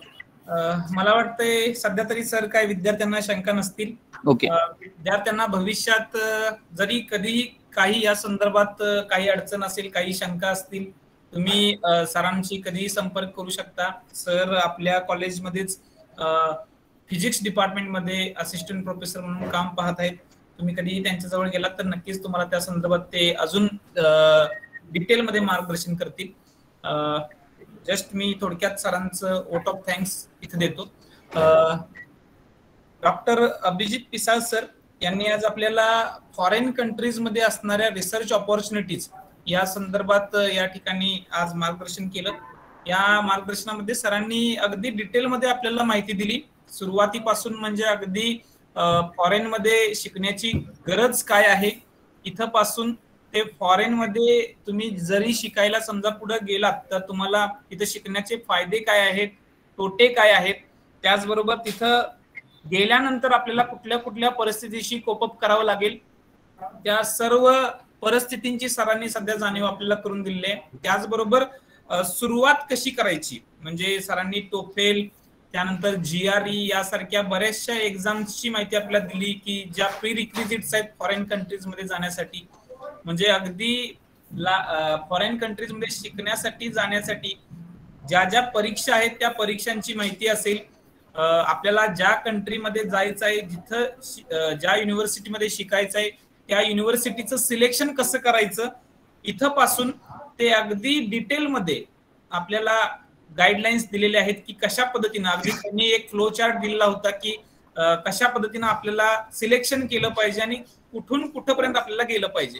तर खूप चांगलं मार्गदर्शन सरांनी आज आपल्याला या लेक्चरच्या निमित्तानं केलं. मी सरांचा मनापासून आभारी आहे की त्यांनी आम्हाला फॉरेन कंट्रीजमध्ये असणाऱ्या ऑपॉर्च्युनिटीज त्याचबरोबर कुठल्या कुठल्या फेलोशिप्स अवेलेबल आहेत या संदर्भात विस्तृत मार्गदर्शन केलं. Thank you so much, sir, for providing us your knowledgeable guidance. Then I would like to thank Honorable Principal Dr. B.T. Jadhav Sahib for providing the opportunity for us for conducting this induction program. Also, I would like to thank our committee chairman, Dr. Sheikh ma'am, for guiding us and for making planning of this activity. Also, I would like to thank all the faculties, coordinators, and the students for attending this second session. Then we would like to proceed for our third session. The resource person for the third session is Dr. Pankaj Mundra sir. Sir will guide us regarding with the topic entrepreneurship development and startup. I will just shortly introduce Mundra sir and then we can start our session. Dr. Pankaj Mundra sir is currently working as assistant professor in Department of Biotechnology, YCIS Satara. He has completed MSc, NET and PhD in biotechnology. He has more than 10 years experience of teaching for undergraduate courses as well as more than 2 years experience of teaching for postgraduate courses. If we talk about research publications, sir has 12 research publications as well as he has presented 24 research papers. Sir has also written 3 book chapters and I think he has completed 5 minor research projects. If we talk about awards, so he has received Best Performance in Entrepreneurship Development Cell Award by Rayat Shikshan Sanstha in 2019 and 20. Also, he has received Inspired Teacher Award by Yashwantrao Chavan Institute of Science Satara for the academic year 2015 and 16. Also, he has received Outstanding Performance Award by the Yashwantrao Chavan Institute of Science Satara for the academic year 2012 and 13. With this short introduction, I would like to welcome and request Mundra sir to please begin the session. Over to you, sir. Thank you. Thank you very much, Nalwade sir. First of all, at the beginning, I would like to express my gratitude towards the organizer of this induction program to allow me to share my views among you people. So today, the topic that we are going to discuss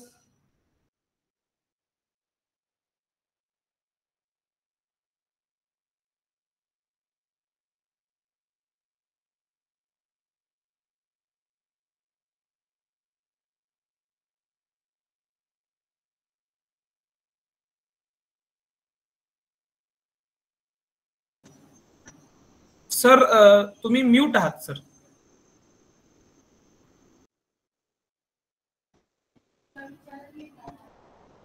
You are not audible, sir.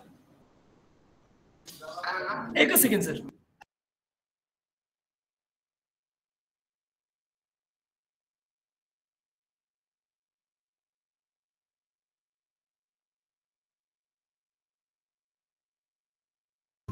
Yeah, sorry for the interruption.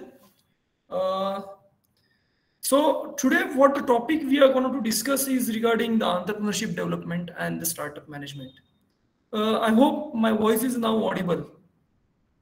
Yes, sir. You are audible. Thank you.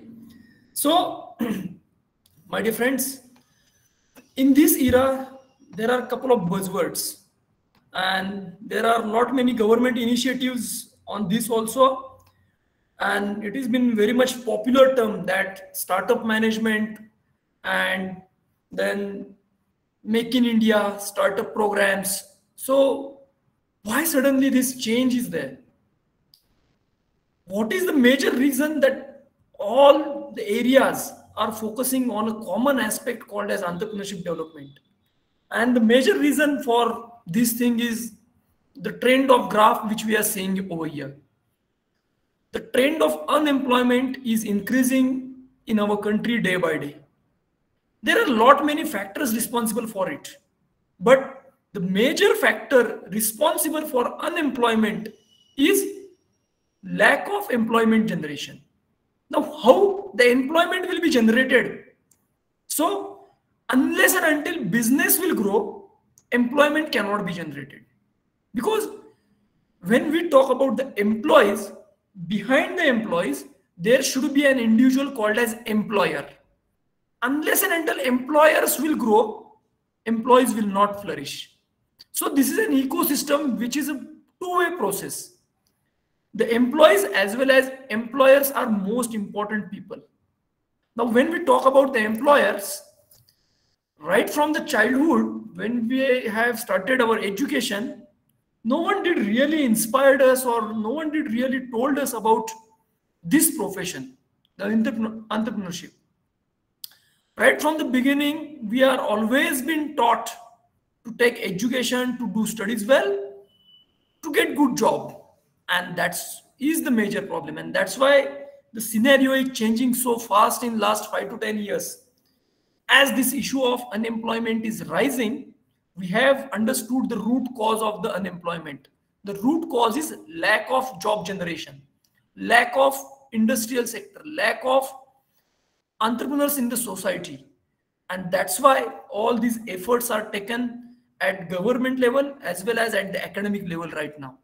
So what an entrepreneur can do, what will be his contribution in the society? Because in our society, many of the times entrepreneurs are not considered as a profession.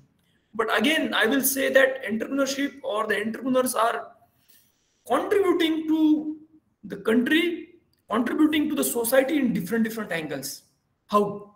So entrepreneurs, they are directly correlated with creation of jobs. So entrepreneurs are responsible for creation of jobs. Then creation of job will lead to the wealth creation and its sharing. So ultimately, it will lead to the development of a particular community. Then it will lead to development of a region, and the entrepreneurs' source of incomes will contribute to the net GDP and the per capita income of the country.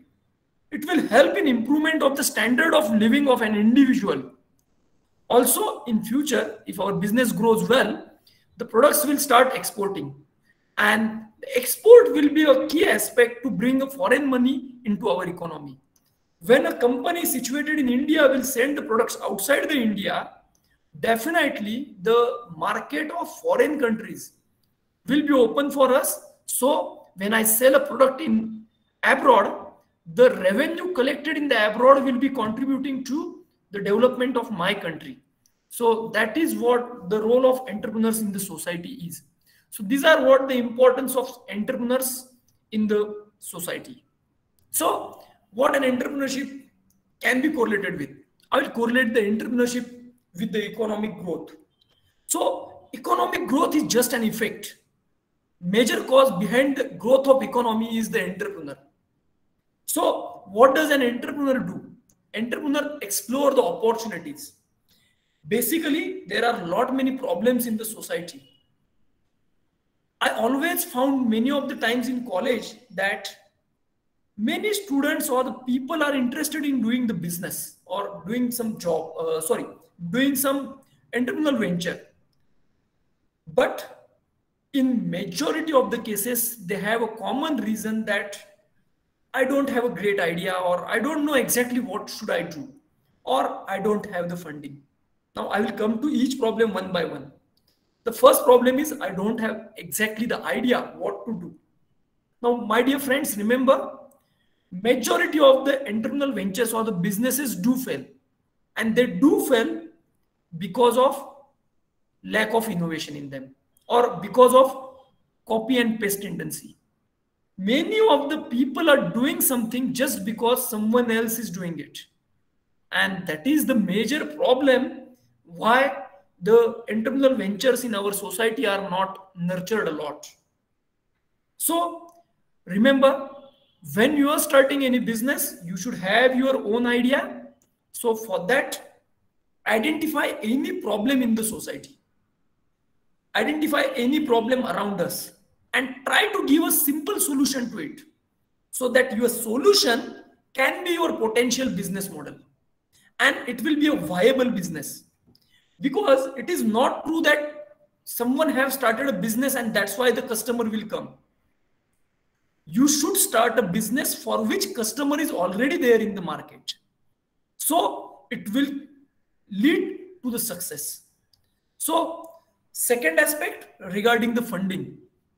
Now, if you really have a great idea, funding is never a problem. There are many investors and the fundraising opportunities. I will come to it afterwards. Those will sponsor your idea and it will convert your thinking into the viable products. So that's what the entrepreneur do. Entrepreneurs do convert the ideas into the visible business propositions.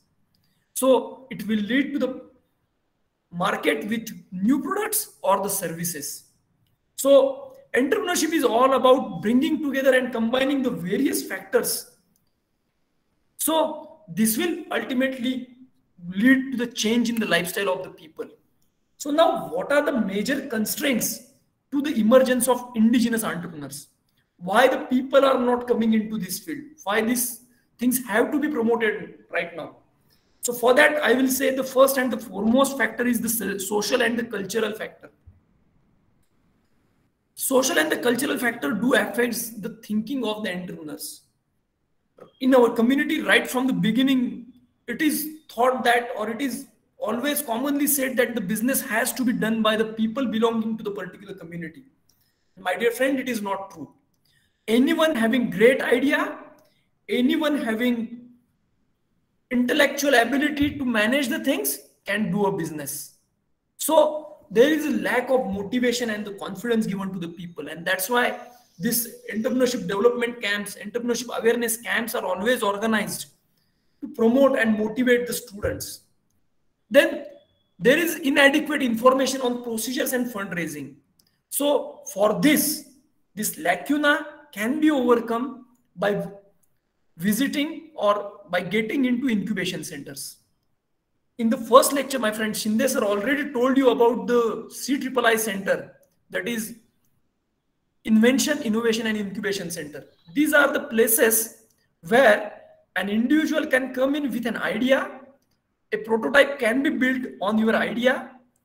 If it is viable, the center supports to convert your idea into business, where you are provided with funding opportunities, you are provided with venture capitalists. Everything is given under one roof. So anyone having any kind of business idea or anyone wants to do anything, I will request you, you must visit the CIII center in our college also.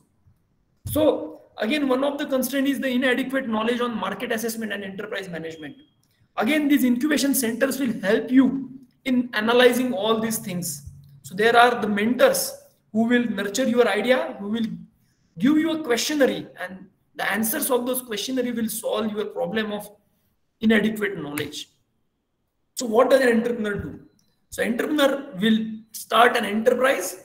So once he start the enterprise, it will lead to the generation of employment.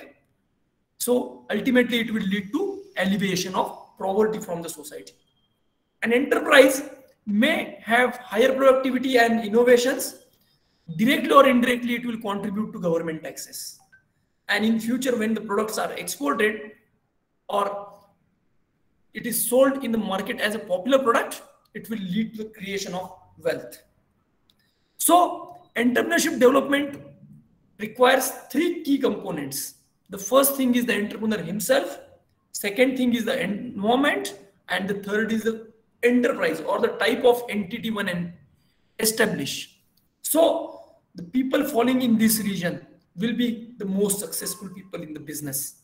So all these things provide the motivation to the entrepreneurs, provide the mentorship to found a type of enterprise so that you can get the funds, and providing the right environment is done in incubation centers. So you must visit or you must go in the incubation center if you are planning to start a business.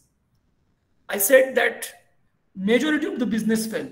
Yes, as per the review conducted by Forbes magazine, it is said that around 92% of the businesses do fail after the first year or the second year of their starting.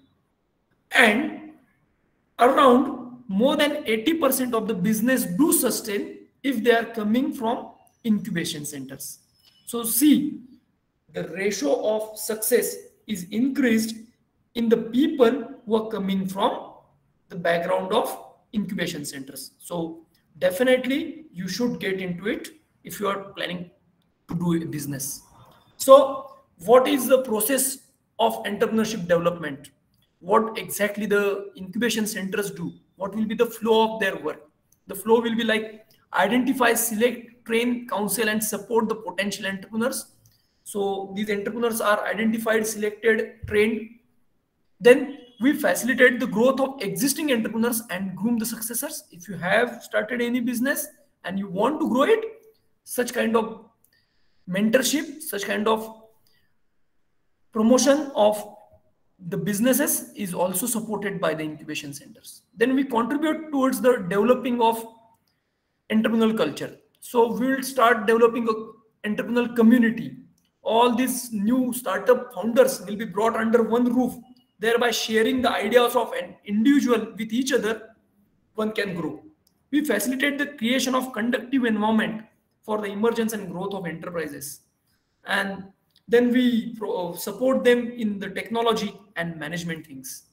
So these are the basic stages of entrepreneurship development. I'll divide it into 4 stages: early socialization, then emergence as a startup, survival, and the growth. So in early socialization, one need to go for literature searching or creation of literature. The way we do it in the research work, we go for review of literature if you are planning for any research work. Similarly, if you are planning for any business, do some review in the market. Collect some literature on it, that what is the market size for the particular product. So who are the major players for that products? What are their USPs, that is unique selling properties? What I can add into it? So all these things have to be thought in the beginning. Then we should undergo a short duration training at vacation camps. Such camps are organized in our institute also, called as entrepreneurship awareness camps or entrepreneurship development camps. Then you should visit the industries of the particular field. So if I'm planning to start a business in some agriculture industry, I must go and visit at least 3 to 4 agricultural industries. I should understand their problems and the strengths. Then I should interact with the entrepreneurs and achievers from the different fields, so that their views and the success stories will definitely help us to make our business successful.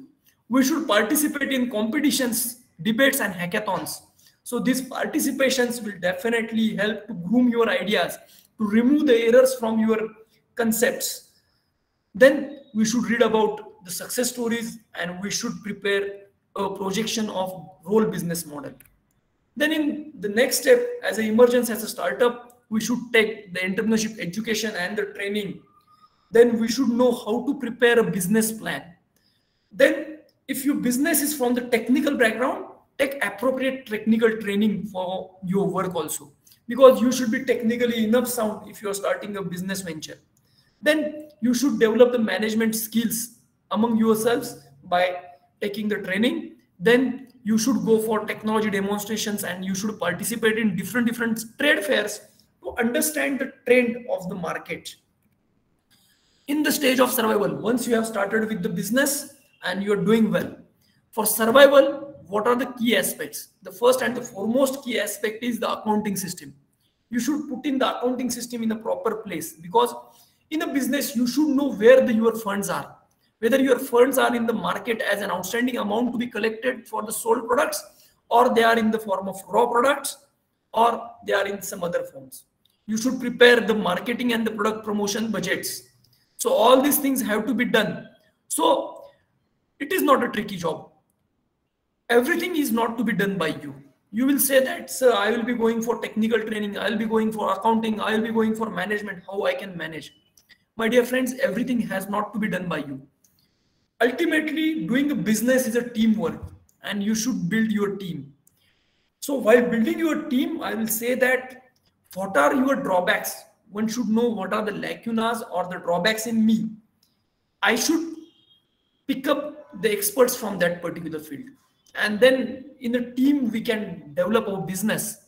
So always recruit the people based on your needs. What are your strengths? What are your weaknesses? To overcome your weakness, get the partners or the employees.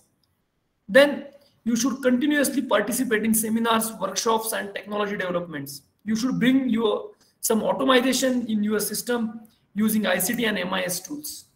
And then for the growth of your business, you start going beyond your existing market. If you're doing it at the local level, explore it at the district level. If you're doing it at the district level, explore it at the state level, and so on. You should continuously keep on doing the R&D, innovation, and value addition in your product. I will give you an example over here.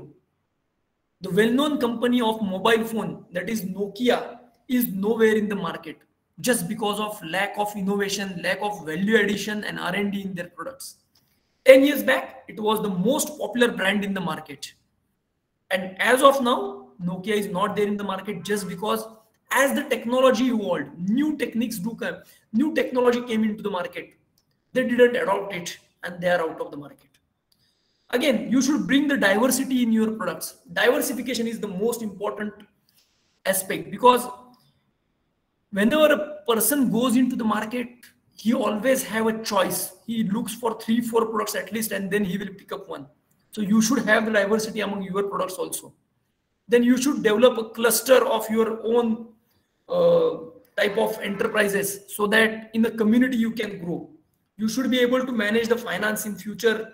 It might be possible that one of you can go and have IPOs, that is share listed companies. Then you should start building the brand of your own products. Brand building will help you in making your company as a successful, and it will help you to promote your products. And always you should be doing succession planning. Upcoming planning should always be there. So as I told you that entrepreneurship is all about a teamwork. Here one example I will give you. These are the 2 donkeys which are tied with a rope, and they are tied with a length of rope so that either of them will not be able to reach their own sides. Now, when we are working in a team, such kind of conflicts or such kind of problems will come in front of you. As a team leader, to avoid the conflict, what solution you will give. Can anyone give me the solution? You can just unmute and tell what they should do. Any one of you.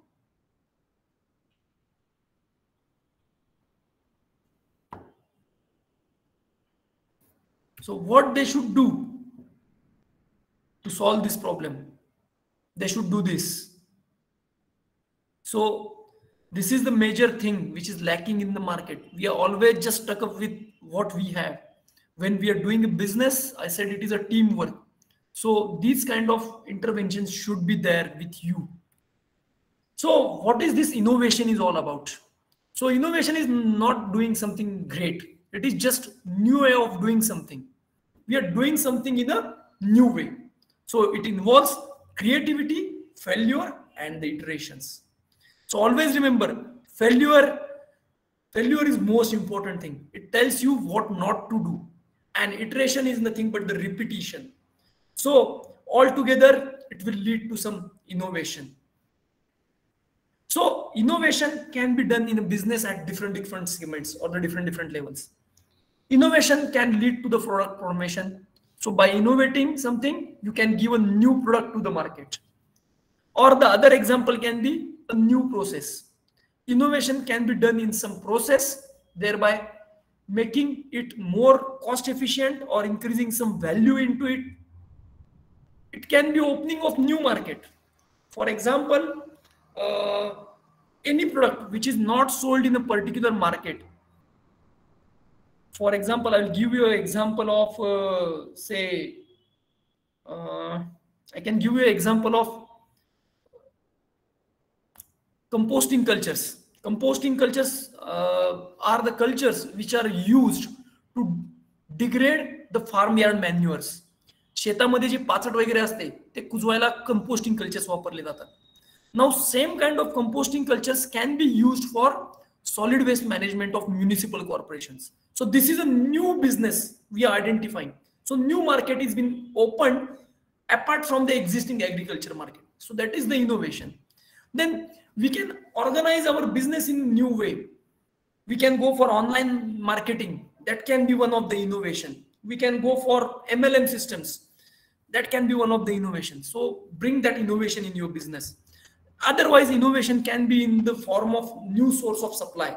If you are going to identify a new source of supply, it may add some value in your product or it may reduce the cost of your product. It is an innovation. I'll give you some of the examples of innovation over here. This is the sticker which is pasted on the fruits. आता ज्यावेळी आपण फळं घेतो ती फळं किती पिकली आहेत हे आपल्याला माहित नसतं. We don't know exactly the stage of ripening of a particular fruit. So by putting a color code on it, we can understand what is the stage, growth stage of a fruit, so that I can decide how much fruits are to be bought from the market. म्हणजे market मधून घेताना मी ती किती घ्यावीत. Common example can be done with the banana. बनानावरती जर आपण असे काही स्टिकर्स लावले तर ते बनाना किती पिकले आहेत हे आपल्याला घेतानाच कळेल. And definitely there my bargaining power, if I am a seller, my bargaining power may increase. If it is not ripe yet, I can demand for some extra amount because it is not going to degrade. Or if it has been extra ripe, I can sell out at the low cost because ultimately if it is getting rotten, I'm not getting benefited. It will be a loss to me. So such stickers will definitely help to determine the growth stage of the fruit. Again, this is one of the common example of a chair where a smart innovation is done. In hotels, we always see that there is no place to keep our handbags, especially for the ladies. So the chair is been modified in such a way that on your chair itself, you can put on your bag so that there is no question of extra space and there is no question of forgetting your bag in the restaurant. So this is a simple innovation. Self-cleaning benches. So these are the bench, most of the time we see that on benches, some water is always falling or in some garden, some dust or the waste is falling on the bench. So no one did really bother to clean those benches. So these are the self-cleaning benches having rotation arm. We can just rotate the bottom side up and we can use those benches. This is another innovation which can be common in the household things. Cutting the onion slice with the same size. There is always a chance to get cut on the hands. So such kind of products can be handy. This is again a common example. for a Colgate or a toothpaste in the morning, we are just trying to rub that paste to get it out. So such products can be handy and can be used by anyone. So this is the innovation. With this, I will tell you a couple of the success stories and then we'll stop. So success story of the Red Bus. So Red Bus, I hope you all are aware of what the Red Bus is. Red Bus is the largest platform for booking the online tickets for travels. So it was started by Fanindra Sama and his two colleagues. These were the three engineers passed out from Bit Pinani, and they were doing the job. One day Fanindra Sama faced one problem. The way I told you, identify the problem in the society and give the solution. It will be your business. Fanindra Sama did the same. In 2005, he was traveling from Bangalore to Hyderabad for a Diwali vacation. As we all know, for vacations, there is always a rush on the bus. And in earlier days, for every travel operator, there was a separate office. So Fanindra Sama, when reached the bus stand, he started visiting the different operators. And then he came to know that many of the operators are not traveling to his desired site, or many of the operators are saying that, sorry, our bus is full. And few said, sir, our bus has departed, otherwise you could have traveled. So he had a simple idea. Why cannot I bring all these people under one roof? So he did the same thing. So that's what is the success story of Red Bus. Now today, Red Bus is one of the largest platform for booking.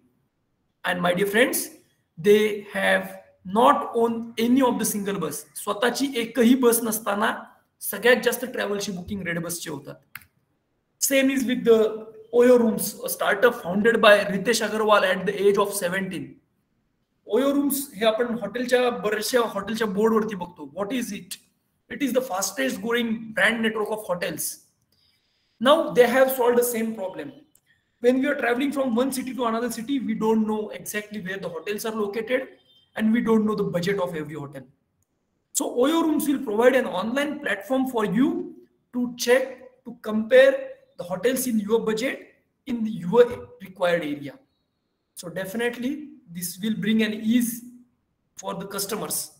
So again, Oyo Rooms, although it is one of the fastest growing brand network of hotels, Oyo Rooms, Ritesh Agarwal, owner of Oyo Rooms, is not owner of even single hotel. He just managing the network of hotels. Same is the story of Ola Cabs. Bhavish Agarwal and Ankit did started this startup. You can just read this story on the internet also. Again, he has faced one problem during the traveling, that the cab driver started arguing with him for the amount to be paid to him. And then he thought of Ola Cabs, where one can determine what amount of fare I have to pay for a particular distance. Next example is the Flipkart. It was started by Sachin Bansal and Bini Bansal. It was initially started as an online bookstore, and for their first year, they just had got only 20 orders in a whole year. Later on, they diversified their product portfolio, and today I need not to tell you what you can get from Flipkart and what is their success. Today, everyone is buying everything from the online platforms like Flipkart, and they are very much established in the market. So with this, I will say thank you all for your patient listening. If you have to ask anything, you are free to ask, or if you want to do any kind of business, I will request you to all visit the CIII Center and the incubation cell, startup cell once. Thank you. Thank you very much. So if you wish to ask anything, I'll say I'll be happy to answer your questions. विद्यार्थ्यांना काही प्रश्न असतील तर त्यांनी unmute करून विचारू शकतात किंवा चॅट बॉक्स थ्रू सुद्धा विचारू शकतात. विद्यार्थ्यांना काही प्रश्न असतील तर विद्यार्थी विचारू शकतात.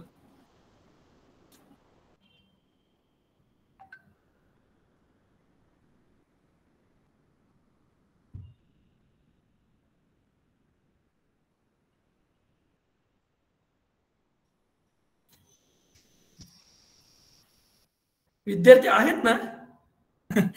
आहेत आहेत सध्या तरी जाणवतंय असं, ठीक आहे, संख्या ठीक तरी आहे. दिसतीये. चलो सर देन. ठीक आहे, मला वाटतंय विद्यार्थ्यांना काही शंका आल्या नसतील. सगळं भविष्यात आले तर त्यांनी कधीही येऊन भेटावं. विद्यार्थ्यांना काही शंका आल्या तर कधीही तुम्ही बायोटेक्नॉलॉजी डिपार्टमेंट किंवा ओके नो एनी क्वेरीज असं हर्षलचं thank you Harshal, thank you for your response. Okay, त्यामुळे आहेत म्हणजे विद्यार्थी आहेत सर. त्यामुळं परत एकदा विद्यार्थ्यांना काही क्वेरीज असतील तर त्यांनी डिपार्टमेंट ऑफ बायोटेक्नॉलॉजी किंवा CIII सेंटर जे आहे आपल्या महाविद्यालयाचं, तिथं जाऊन जरी व्हिजिट केली तरी सुद्धा तुम्हाला सर्व प्रश्नांची उत्तरं तिथं दिली जातील. तुम्ही नक्की आपल्या या CIII सेंटरचा लाभ घ्या आणि यातून तुमच्या करिअर डेव्हलपमेंटसाठी खूप मोठी मदत होईल असं मला वाटतंय. मी आपल्या या आजच्या शेवटच्या दिवसाचे जे तिसऱ्या सेशनचे रिसोर्स पर्सन होते डॉक्टर पंकज मुंदडा सर, यांचं मनापासून आभार व्यक्त करतो की त्यांनी एंटरप्रेन्योरशिप डेव्हलपमेंट या विषयावरती खूप चांगली माहिती दिली. म्हणजे कदाचित काही विद्यार्थ्यांना एंटरप्रेन्योरशिप म्हणजे काय हे कदाचित माहित नसेल. आता जर काही विद्यार्थी YC मध्येच शिकलेले असतील तर त्यांना आपण पाठीमागच्या सेमिस्टरला एक एंटरप्रेन्योरशिप डेव्हलपमेंट नावाचा कोर्स रन केला होता, त्याद्वारे कदाचित काही विद्यार्थ्यांपर्यंत ते पोहोचलं असेल. पण विद्यार्थ्यांना एंटरप्रेन्योरशिप म्हणजे काय, त्यानंतर कशा पद्धतीने एखादा विद्यार्थी हे स्किल डेव्हलप करू शकतो, कशा पद्धतीने एखादा व्हेंचर तो उभा करू शकतो, या संदर्भात सरांनी खूप विस्तृत मार्गदर्शन केलेलं आहे. CIIIच्या माध्यमातून कुठल्या कुठल्या सुविधा घेऊन कशा पद्धतीने आपल्याला हे व्हेंचर इस्टॅब्लिश करता येईल या संदर्भात सरांनी आपल्याला गाईडलाईन्स दिलेले आहेत. त्याचबरोबर सगळ्यात महत्वाचं म्हणजे सरांनी व्याख्यानाच्या शेवटी काही इन्स्पायरिंग सक्सेस स्टोरीज आपल्यासोबत शेअर केलेल्या आहेत. आणि यातून आपल्याला नक्की असं जाणवून येतंय की आता सध्या जे मोठे मोठे बिझनेस दिसत आहेत हे खरं तर सुरुवातीला काही छोटे छोटे स्टार्टअपच होते आणि त्यातून त्यांनी इनोव्हेशन इन्क्युबेशन याचा यूज करून त्यांनी हे आपलं आताचं जे बिझनेस आहे ते डेव्हलप केले असं आपल्याला दिसतं. सरांनी रेडबसचं उदाहरण दिलं, ओलाचं उदाहरण दिलं, फ्लिपकार्टचं उदाहरण दिलं. आपल्या सगळ्यांना अर्थात माहित आहे की सध्या कशा पद्धतीनं ते बिझनेस करतायत, किती त्यांचा टर्नओव्हर आहे. तुम्ही गुगल जरी केलं तर तुम्हाला जाणवू येईल की किती छोट्या गोष्टीपासून सुरुवात करून त्यांनी कुठपर्यंत मजल मारलेली आहे. नक्की आपण सुद्धा म्हणजे आपण पोस्ट ग्रॅज्युएशन करतोय म्हणजे आपण बाकी एंटरप्रेन्योरशिप सारख्या गोष्टींचा विचार करायला नको असं काही नाही.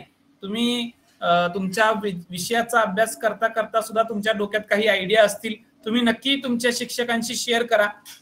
त्यातून नक्कीच तुम्हाला पुढे जाऊन आपल्या या सेंटर तर्फे काही गोष्टी साधता येतील असं मला वाटतं. तर मी परत एकदा सरांचं मनापासून आभार व्यक्त करतो. सरांनी खूप चांगल्या पद्धतीनं आज आमच्या मॅथमॅटिकल आणि कॉम्प्युटेशनल सायन्सेसच्या विद्यार्थ्यांना मार्गदर्शन केलं. खूप खूप धन्यवाद सर. आता या पूर्ण इंडक्शन प्रोग्रामचा वोट ऑफ थँक्स सुद्धा मी या माध्यमातून करू इच्छितो. विद्यार्थी जवळजवळ 3 दिवसांपासून आपल्या या इंडक्शन प्रोग्रामसाठी इथं उपस्थित आहेत. सरांनी खूप म्हणजे आता तुम्ही जर पाहिलं असेल जवळजवळ 10 सेशन्स आपण या इंडक्शन प्रोग्रामसाठी आयोजित केले होते. यातून तुम्हाला खूप साऱ्या गोष्टींची माहिती मिळाली. म्हणजे अगदी सुरुवातीपासून म्हणलं तर आपण लायब्ररी फॅसिलिटी आपण कशा पद्धतीने देतोय, स्टुडंट डेव्हलपमेंटसाठी आपल्या महाविद्यालयामध्ये कुठल्या कुठल्या सोयी उपलब्ध आहेत, रिसर्चसाठी कुठल्या कुठल्या अपॉर्च्युनिटी आहेत, त्याचबरोबर आपण फॉरेन कंट्रीजमध्ये जर जायचं विचार केला तर तिथं कुठल्या कुठल्या अपॉर्च्युनिटीज आहेत, आपल्या महाविद्यालयामध्ये CIII सेंटर तर्फे कुठल्या कुठल्या सोयी उपलब्ध आहेत, सुविधा उपलब्ध आहेत, आणि एंटरप्रेन्योरशिप आणि स्टार्टअप डेव्हलपमेंट इथपर्यंतचा हा आपला 3 दिवसांचा प्रवास आज खरं तर इथं संपतोय. मी महाविद्यालयाचे प्राचार्य डॉक्टर BT जाधव साहेब यांचं मनापासून आभार व्यक्त करतो की त्यांनी अशी संधी आम्हाला उपलब्ध करून दिली की आम्ही हा कार्यक्रम विद्यार्थ्यांपर्यंत पोहोचवू शकू. आणि त्यांच्या मार्गदर्शनामुळेच खरं तर हा कार्यक्रम आज इथं सफल होऊ शकला. त्याचबरोबर या कमिटीच्या चेअरमन डॉक्टर शेख मॅडम त्यांनी याचं सखोल नियोजन करून दिल्यामुळं हा कार्यक्रम यशस्वीरित्या पार होऊ शकला. त्याचबरोबर या मॅथमॅटिकल अँड कॉम्प्युटेशनल सायन्सेसच्या अंतर्गत काम करणारे सर्व हेड ऑफ द डिपार्टमेंट्स आणि सर्व कोऑर्डिनेटर्स की ज्यांनी विद्यार्थ्यांपर्यंत हा कार्यक्रम पोहोचवला, विद्यार्थी या कार्यक्रमाला उपस्थित राहतील याची काळजी घेतली. मी सर्वांचा मनापासून ऋणी आहे की त्यांनी या कार्यक्रमासाठी आपलं योगदान दिलं. आणि सगळ्यात महत्त्वाचं म्हणजे विद्यार्थी की जे या कार्यक्रमाला उपस्थित राहिले. विद्यार्थ्यांशिवाय हा कार्यक्रम पूर्ण होऊ शकला नसता. मी विद्यार्थ्यांचं सुद्धा खूप मनापासून आभार व्यक्त करतो की तुम्ही या कार्यक्रमाला उपस्थित राहिला. उद्यापासून तुमचे सेशन्स वगैरे सुरू होतील. त्या संदर्भात टाइम टेबल वगैरे तुम्हाला डिपार्टमेंट थ्रू दिलं जाईल. तुम्ही तुमच्या डिपार्टमेंटशी त्या संदर्भात लेक्चर्स कधी स्टार्ट होतील या संदर्भात तुम्ही चर्चा करू शकता. सो मी सर्वांचं प्रत्येकदा मनापासून धन्यवाद देतो आणि हा कार्यक्रम इंडक्शनचा पूर्ण कार्यक्रम आज आपला इथं संपला असं जाहीर करतो. Thank you so much.